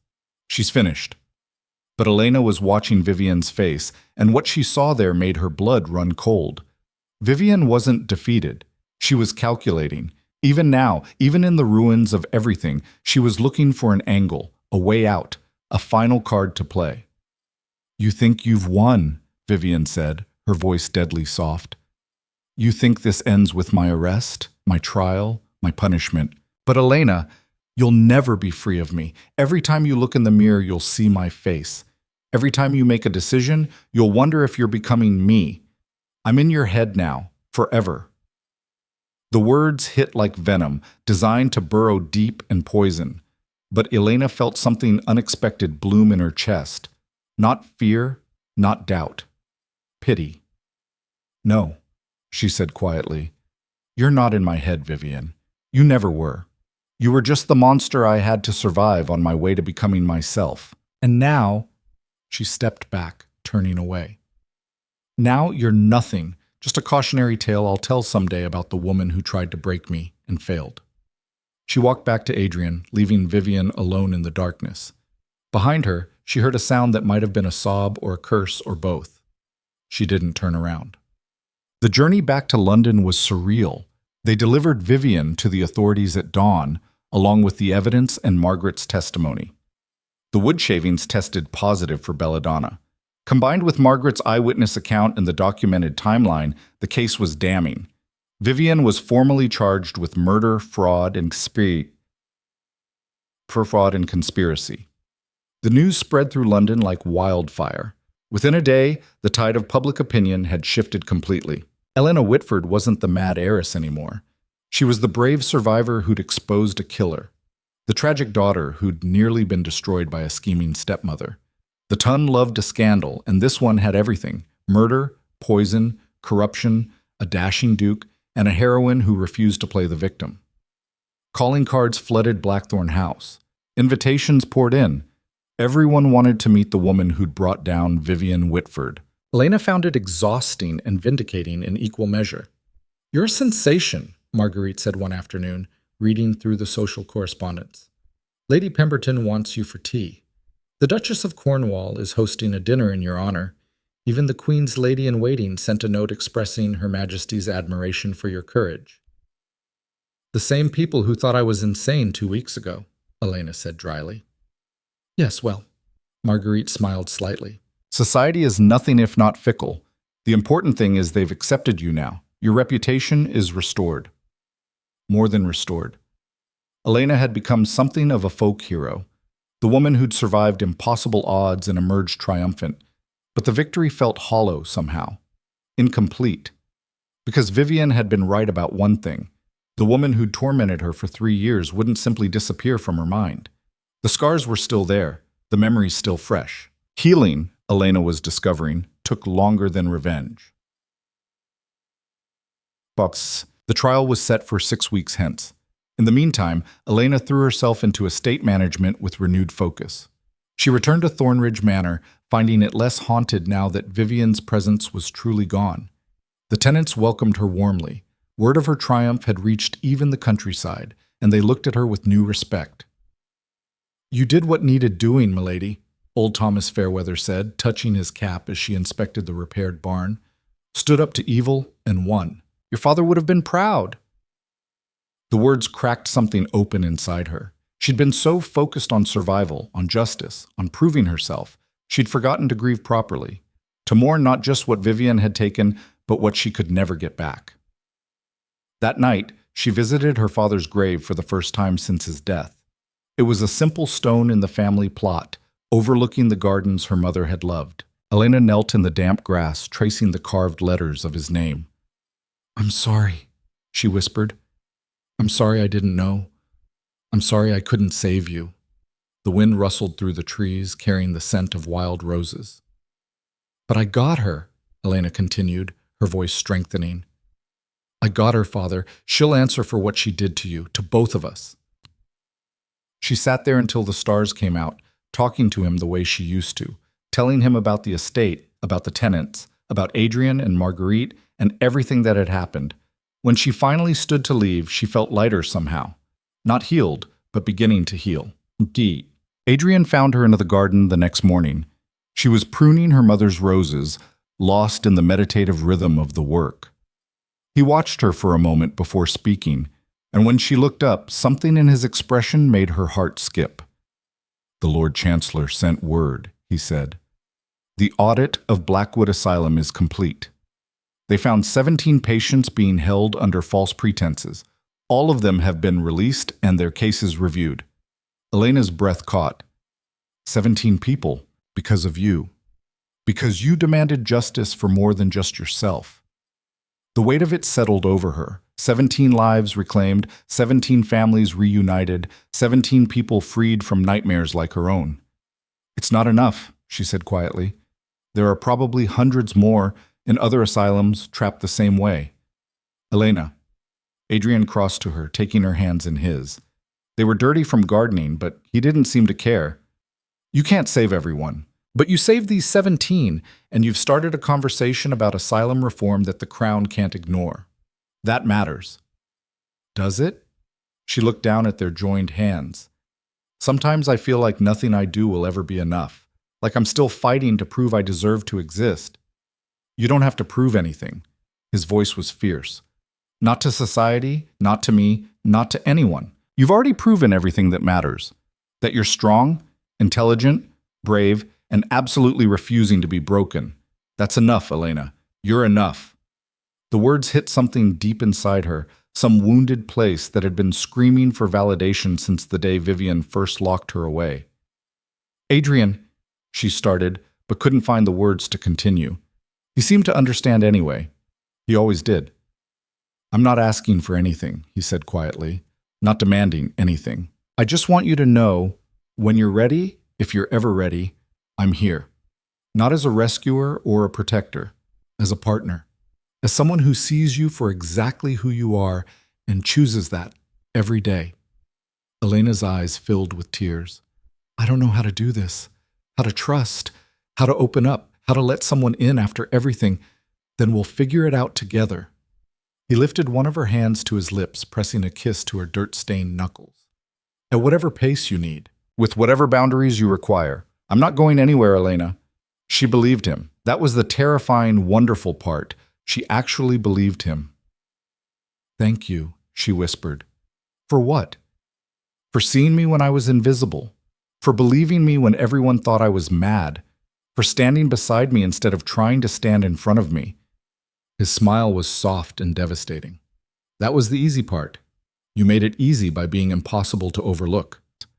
They stood there in the garden, surrounded by wild roses and morning light, and Elena felt something she hadn't felt in years. Peace. Not the absence of struggle. There would always be challenges, always be battles to fight. But the deep, certain knowledge that she could face them. That she was strong enough, smart enough, brave enough. That she was enough. The trial began on a cold autumn morning. The courtroom was packed with spectators, nobles and commoners alike, all desperate to witness the downfall of Vivian Whitford. Elena sat in the front row with Adrian on one side and Marguerite on the other, watching as her former tormentor was led into the dock. Vivian looked smaller somehow, diminished. The elegant facade stripped away, leaving only an aging woman in a plain dress, facing the consequences of her choices. Their eyes met across the courtroom. Elena expected to feel triumph, vindication, savage satisfaction. Instead, she felt nothing. Vivian had no power over her anymore, not even the power to make her angry. The prosecution laid out the case with brutal efficiency.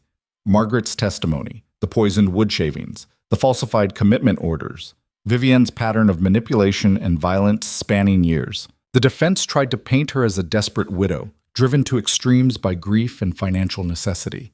No one believed it. The jury deliberated for less than an hour. Guilty, the foreman said, on all counts.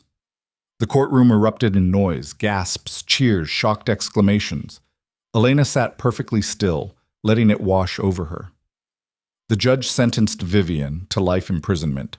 As she was led away, Vivian turned one last time to look at Elena. Her mouth moved, forming words Elena couldn't hear over the crowd's roar. But she could read lips well enough after years of eavesdropping from hidden corners. I'm sorry, too little, too late. And probably a lie anyway. Elena turned away, focusing instead on Marguerite, who was quietly weeping beside her.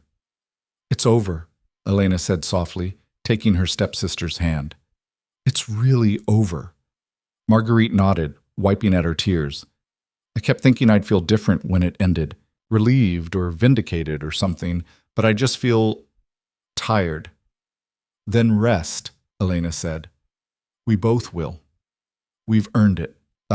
They held a small gathering that evening at Blackthorn House. Nothing formal, just Elena, Adrian, Marguerite, Mrs. Bramble, who'd insisted on coming to London to see justice served, Margaret Finch, and a few of Adrian's closest friends. They toasted Elena's victory, shared stories of the trial, and slowly, tentatively, began to talk about the future. What will you do now? One of Adrian's friends asked Elena. Return to Thornridge, enter society properly? Elena considered. A month ago, she wouldn't have known how to answer. She'd been so focused on survival, she'd forgotten to think about living. But now, I want to start a fund, she said slowly, the idea crystallizing as she spoke, for women escaping abusive situations. Whether it's a violent husband, a controlling family, or someone trying to have them declared insane. I want to provide them with legal representation, safe housing, and financial support until they can rebuild their lives. Silence fell around the table. Then Adrian smiled, that rare, genuine smile that transformed his entire face. That's perfect, he said, and I'd like to contribute to it, both financially and with legal connections. As would I, said Lord Hartley, one of Adrian's friends and a prominent barrister. I've seen too many cases where women had legitimate grievances but no resources to pursue them. This could change that. Others around the table chimed in with offers of support, money, connections, expertise. Elena felt overwhelmed and grateful and utterly certain this was right. She'd been saved. Now she would help save others. Later that night, after the guests had departed, Elena found herself alone with Adrian in the library. You're going to change the world, he said quietly, handing her a glass of wine. I'm going to try. She took a sip, letting the warmth spread through her. It won't be easy.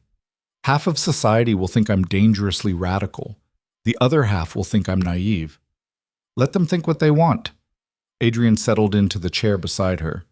You know the truth. That's what matters. They sat in comfortable silence for a while, watching the fire burn low. Then Elena said, I want you to know I'm still figuring out who I am without Vivian's shadow hanging over me. It's going to take time. I might not be ready for everything you want, not for a while. Elena. He set down his glass, turning to face her fully. I want whatever you're ready to give. If that's friendship, I'll be your friend. If it's partnership in reforming asylum laws, I'll be your partner. If someday it becomes something more, he paused, eyes searching hers. I'll be grateful for every moment, but there's no timeline, no pressure. We have time. Do we? Elena asked quietly. Everyone keeps expecting me to make decisions about the estate, about society, about my future, and I keep wondering if I'm supposed to know what I want by now. You're 20 years old, Adrian pointed out gently. You've spent the last 3 years surviving an extended nightmare. Give yourself permission to not have everything figured out. The simple acceptance in his voice made Elena's throat tight. What if I mess this up? She whispered. What if I'm too broken to build something real with someone? You're not broken. His hand found hers, fingers intertwining. You're healing. That's different. And healing isn't linear. It's messy and complicated, and sometimes you take steps backward. But that doesn't mean you're broken. It means you're human. Elena looked at their joined hands, feeling the steady warmth of his touch. I think, she said slowly, that I might want to try. Not to be your wife or some fairy tale ending, just to try being close to someone, to see if I can do it without running away. Adrian's smile was soft and understanding. That sounds like an excellent start. It might take a long time. I have time. I might panic and push you away. I'll step back and wait until you're ready again. You're annoyingly patient, Elena said, but she was smiling. I'm motivated. His thumb traced circles on the back of her hand. You're worth the wait, Elena Whitford. Worth every moment. For the first time in 3 years, maybe in her entire life, Elena let herself believe it. She was worth it. Worth fighting for. Worth waiting for. Worth the messy, complicated work of healing. And sitting there in the firelight with Adrian's hand in hers, Elena felt the first real stirrings of something she'd thought Vivian had killed forever. Not just hope, joy. Joy, Elena learned, was quieter than she'd expected. It didn't arrive with trumpets or declarations. It crept in during ordinary moments, morning tea in the garden, reviewing estate accounts with a clear mind, walking through Thornridge's halls without fear tightening her chest. Small victories that accumulated like interest, compounding into something that felt dangerously close to contentment. The winter following Vivian's conviction was the coldest in a decade, but Elena barely noticed. She was too busy building the future she'd only recently learned to imagine. The Whitford Foundation for Women's Legal Aid was established by January, funded by Elena's restored inheritance and generous donations from Adrian's circle. They rented a building in London, modest but respectable, and hired 3 solicitors specializing in women's cases. The response was overwhelming. Within a month, they'd received over 40 applications for assistance, women fleeing violent marriages, daughters being coerced into unwanted betrothals, widows whose in-laws were contesting their inheritances. Each case was a variation on the same theme: women trapped by systems designed to keep them powerless. Elena interviewed many of them personally. "You understand," one young woman said during a consultation, her voice shaking. "You actually understand what it's like." "I do," Elena said simply. "And that's why I'm going to help you." The work was exhausting and heartbreaking and deeply, profoundly meaningful. Every woman they helped felt like a small act of revenge against Vivian, proof that cruelty could be transformed into something redemptive. But it wasn't enough to simply help individuals. The system itself needed to change. Elena began writing. First, letters to members of Parliament, outlining the inadequacies in current laws governing women's property rights and asylum commitments. Then articles for progressive publications, sharing her own story and calling for reform. Her writing was clear, logical, and devastating. She didn't appeal to emotion, she presented facts. The number of women declared insane by relatives seeking to control their property, the lack of legal recourse for wives whose husbands controlled their assets, the ease with which a woman could be stripped of autonomy by men claiming to act in her best interest. The articles caused a sensation. Conservative voices condemned her as a radical. Progressive reformers hailed her as a visionary. The tone was scandalized and titillated in equal measure. Elena didn't care about any of it. She cared about results. And slowly, impossibly, those results began to materialize. A prominent MP introduced legislation requiring independent medical evaluations before asylum commitments. Another proposed reforms to married women's property laws. The conversations Elena had started in salons and drawing rooms were reaching the halls of power. "You're becoming dangerous," Adrian said one evening, reading the latest parliamentary debate transcript. In the best possible way. They were in Elena's study at Thornridge, a space she'd reclaimed and made entirely her own. Books lined the walls, correspondence covered the desk, and a fire crackled in the hearth. Adrian had taken to visiting weekly, ostensibly to discuss foundation business, but really just to be near her. Their relationship had evolved into something Elena couldn't quite name. Not quite courtship, too unstructured for that. Not merely friendship, too intense. Something uniquely theirs, built on mutual respect and the understanding that healing couldn't be rushed. "I don't feel dangerous," Elena said, setting down her pen. "I feel like I'm screaming into a void, and occasionally someone screams back. That's how change starts." Adrian crossed to the window, looking out over the winter bare gardens. One voice, then another, until it becomes a chorus too loud to ignore. "Poetic." Elena smiled slightly. "But the reality is most of these reforms will die in committee. The men in power have no incentive to change laws that benefit them. Then we make it more painful to resist than to comply. He turned back to her, eyes glinting with something sharp and calculating. You've built public support. You have influential allies. You've made yourself someone they can't simply dismiss. Now we use that leverage. How? The Queen's Spring Gala is in 2 months. Every significant political figure will attend. If you were to speak there, make a direct appeal for reform in front of the people who could actually implement it. They'd never let me. Elena's laugh was bitter. A woman addressing the Queen's Gala? On political matters? It would be unprecedented. Exactly. Adrian's smile was dangerous. Which is why it would work. You've already shattered expectations by testifying against Vivian, by founding the Legal Aid Society, by writing those articles. One more impossibility won't shock anyone. It'll cement your reputation as someone who makes the impossible happen. Elena's mind was already racing ahead, seeing the angles. I'd need an invitation first. Already arranged. He pulled a cream envelope from his coat, sliding it across her desk. Her Majesty's secretary was quite receptive when I explained that you'd been instrumental in exposing corruption within the asylum system, corruption that affected noble families, including distant royal cousins. Elena opened the envelope with trembling fingers. The royal seal gleamed in the firelight. Lady Elena Whitford is cordially invited. You did this before asking me, she said quietly. Yes? Adrian met her gaze without flinching. Because I knew you'd find 17 reasons why it wouldn't work, why you weren't ready, why someone else should do it. But Elena, no one else can do this. You're the voice that matters, the story that resonates. If you don't speak, the moment passes and nothing changes. He was right. She hated that he was right. I'll do it, she said, but not alone. Marguerite comes with me.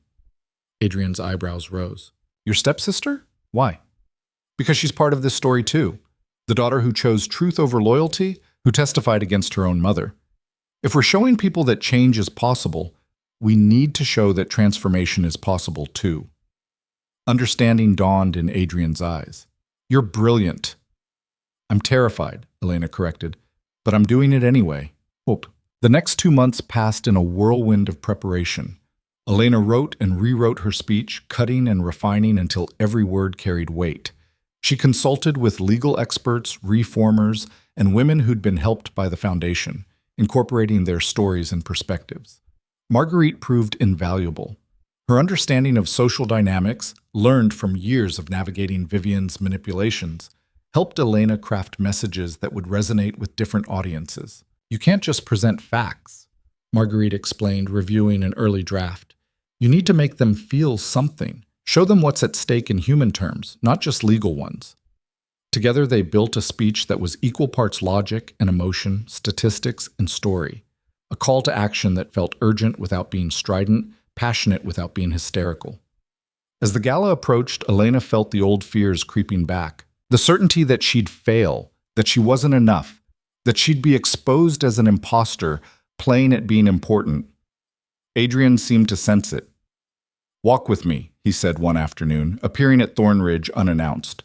They walked through the awakening gardens, where early crocuses were pushing through the last patches of snow. The air smelled of thaw and new growth. Tell me what you're afraid of, Adrian said after a while. Elena was silent, trying to articulate the formless dread. I'm afraid, she finally said, that I'll stand up there and no one will listen, that I'll pour everything I have into this speech and it won't matter, that I'll prove Vivian right, that I'm nothing without someone more powerful giving me permission to exist.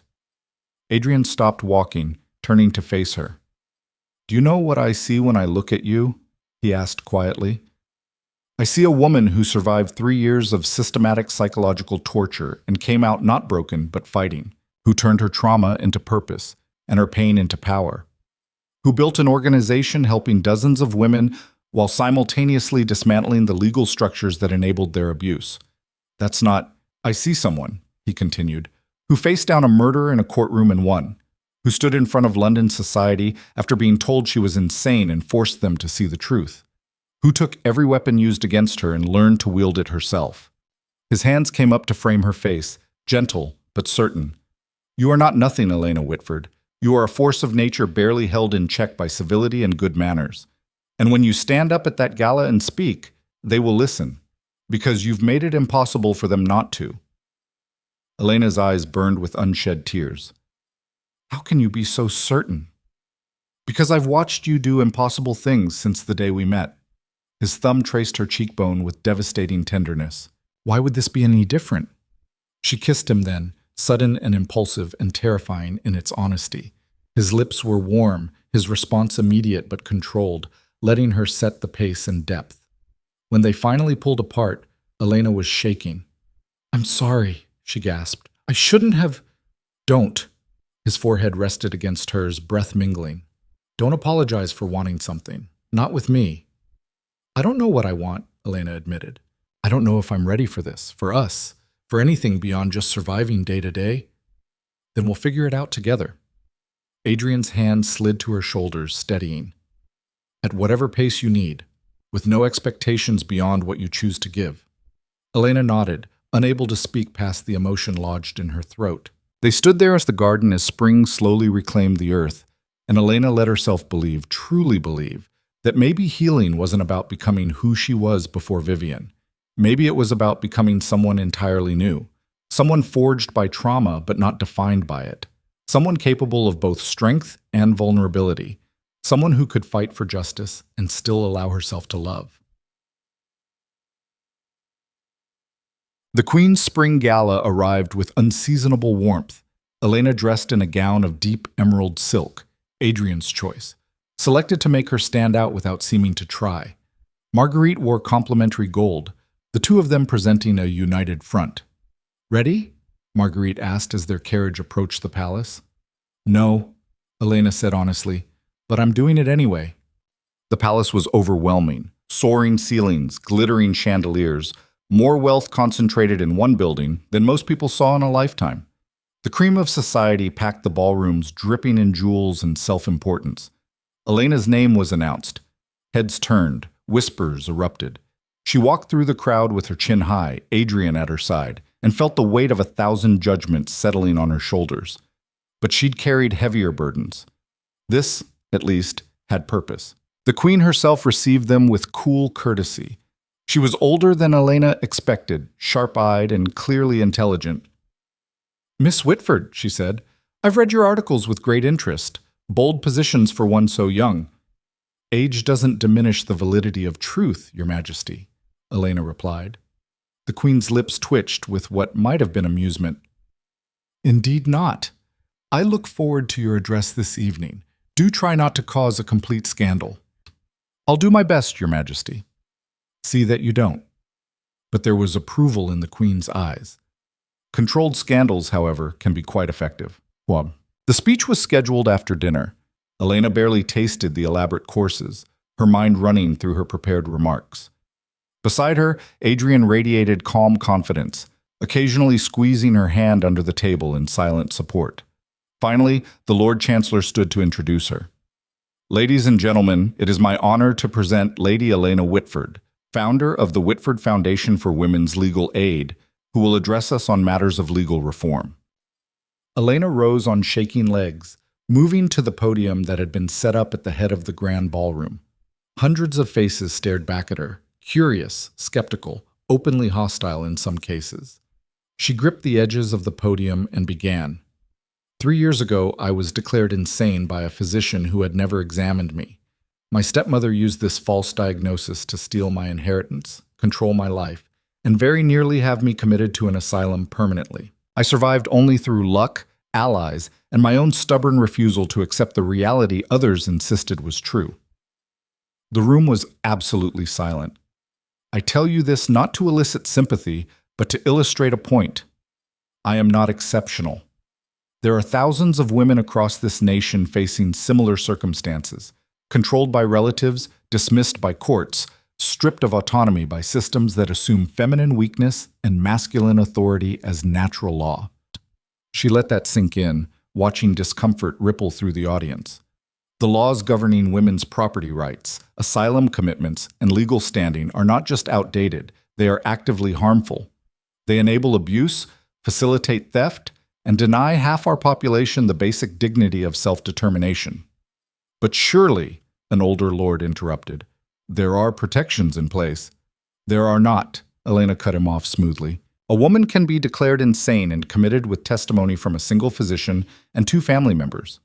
No independent evaluation required, no legal representation provided. Once committed, she has no recourse. She simply disappears into an institution where her protests are treated as further evidence of madness.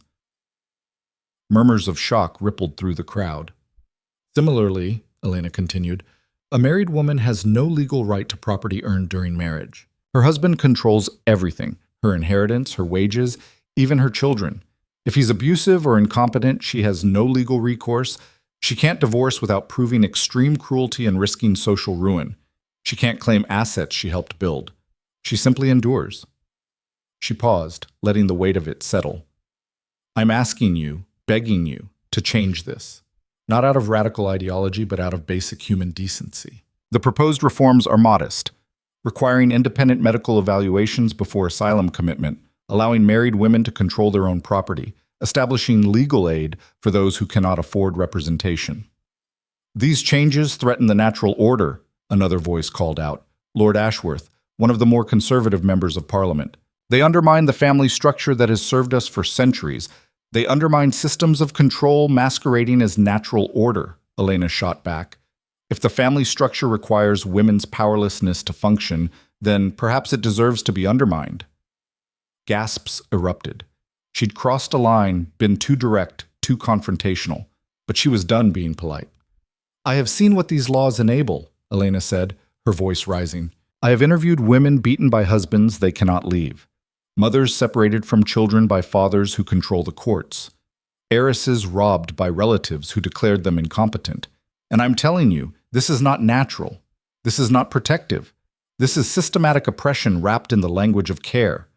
She gripped the podium harder, meeting the eyes of every powerful person in the room. You have the power to change this. You can vote for these reforms. You can use your influence to pressure others. You can choose in this moment to be remembered as those who stood for justice or those who protected privilege at the expense of half the population. Her voice dropped, quiet but carrying. I survived my nightmare, but thousands of women are still living theirs, and every day you delay reform, every excuse you make for maintaining the status quo, you're complicit in their suffering. Silence fell like snow. Then, from the back of the room, someone began to clap.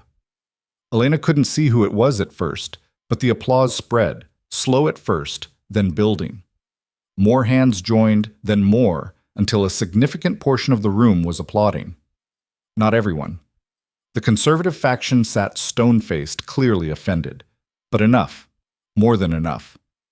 The Queen herself nodded once, a small gesture, but Elena caught it. She'd done it.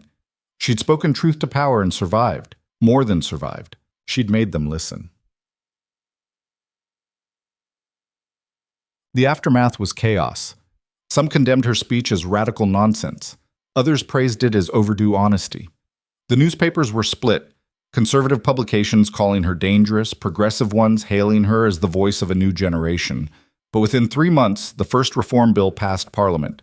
It wasn't everything Elena wanted. It never was with politics. But it required 2 independent medical evaluations before asylum commitment, with at least one physician unconnected to the family.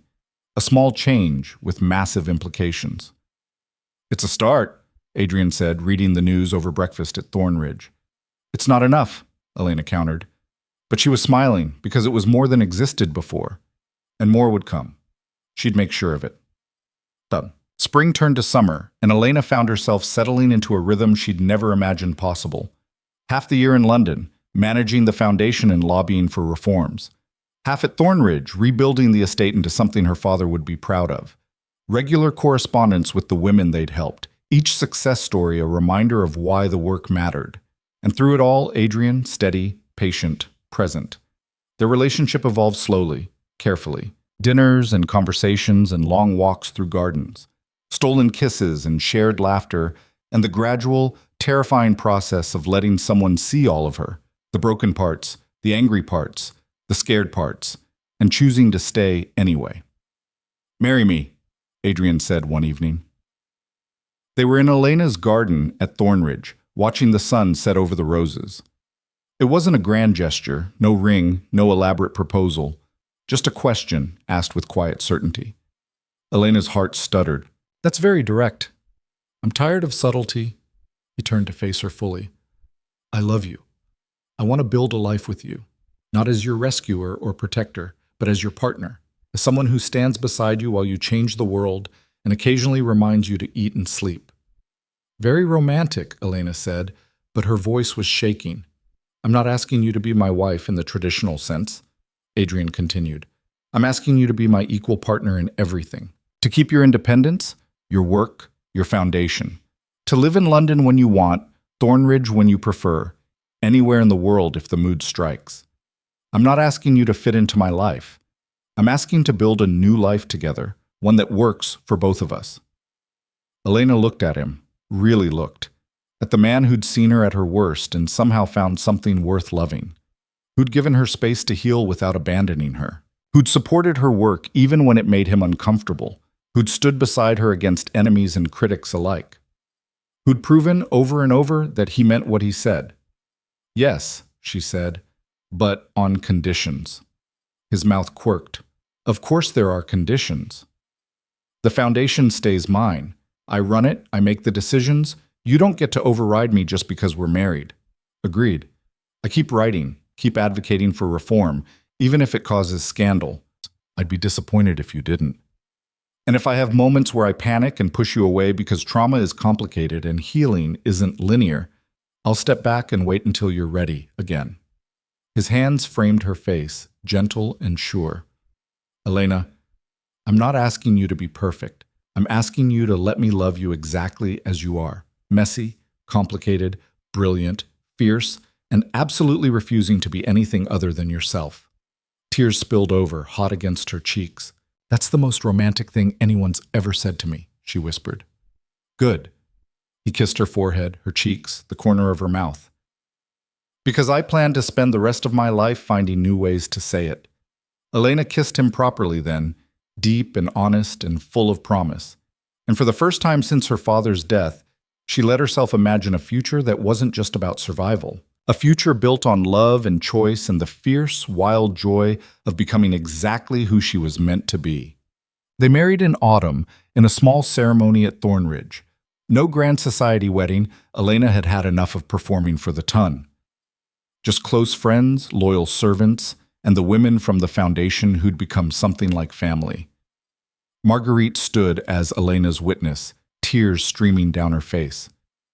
You saved me, she whispered as they prepared to walk down the makeshift aisle in the garden. When you could have left me to drown with Mother, you pulled me out too. You saved yourself, Elena corrected gently. I just gave you permission to try. The ceremony was brief and beautiful. Elena wore her mother's pearls and addressed the color of the wild roses surrounding them. Adrian's vows made her cry, promises of partnership and respect and love that asked for nothing but what she chose to give. I vow, he said, voice steady despite the emotion in his eyes, to be your partner in all things, to support your work, honor your autonomy, and stand beside you as you continue changing the world. I vow to love you not despite your scars, but because of the strength they represent. And I vow to remind you every day that you are enough, exactly as you are. Elena's vows were simpler but no less powerful. I vow to trust you with my healing, even when it's messy. To build a life with you that honors both our needs, and to love you with the same fierce, stubborn determination that got me through my darkest days, because you deserve nothing less. They sealed it with a kiss that tasted of salt and joy and hard-won peace. The years that followed were not perfect. Elena still had nightmares sometimes, dreams where she was locked in her room at Thornridge, where Vivian's voice whispered that she was mad, where the walls closed in and she couldn't breathe. But now when she woke gasping, Adrian was there. Not trying to fix it, just holding her until the terror passed, reminding her that she was safe, she was free, she was real. The foundation grew beyond anything Elena had imagined. Within 5 years, they'd helped over 300 women and opened offices in 4 cities. The legal reforms she'd championed continued to pass, slowly, incrementally, but passing nonetheless. Vivian died in prison after 2 years, her body worn down by age and bitterness. Elena didn't attend the funeral. She'd already buried the woman years ago, in all the ways that mattered. Marguerite married a kind solicitor who'd worked with the foundation and had 2 daughters she raised to be brave and outspoken. She credited Elena with showing her what real strength looked like. And Elena herself. Elena became someone she'd never imagined possible. Not just the woman who survived Vivian Whitford's cruelty, though that was part of her story, but a reformer who changed laws, an advocate who gave voice to the voiceless, a wife and partner who proved that love could exist without control. On the 10th anniversary of her father's death, Elena returned to his grave. She was 30 now, confident in ways that would have seemed impossible at 20. The foundation was thriving. 3 major reform bills bore her influence. She'd just published a book about asylum reform that was causing heated debate in Parliament. And she was happy. Truly, deeply happy in ways she'd thought Vivian had destroyed forever. "I did it, Father," she said quietly, kneeling by the stone. "I survived. I fought back. I won. And I used everything that happened to make sure others wouldn't have to suffer the same way." The wind rustled through the trees, carrying the scent of roses. "I hope you're proud of me," Elena continued. "I hope you can see that I took the strength you gave me, the belief that women deserve respect and autonomy, and I built something lasting from it." She placed fresh flowers on the grave, wild roses from her mother's garden, now thriving under her care. As she stood to leave, she felt Adrian's hand slip into hers. He'd been waiting nearby, giving her privacy, but ready when she needed him. "All right?" he asked quietly. "Yes." Elena squeezed his hand, smiling. "Actually, I am." They walked back through the gardens together, past the wild roses and ancient oaks, toward the manor that was no longer a cage, but a home. Behind them, the sun set over Thornridge, painting the sky in shades of amber and gold. And Elena Whitford, once invisible, once silenced, once nearly destroyed, walked forward into a future she'd built herself. Free, whole, and absolutely, magnificently alive.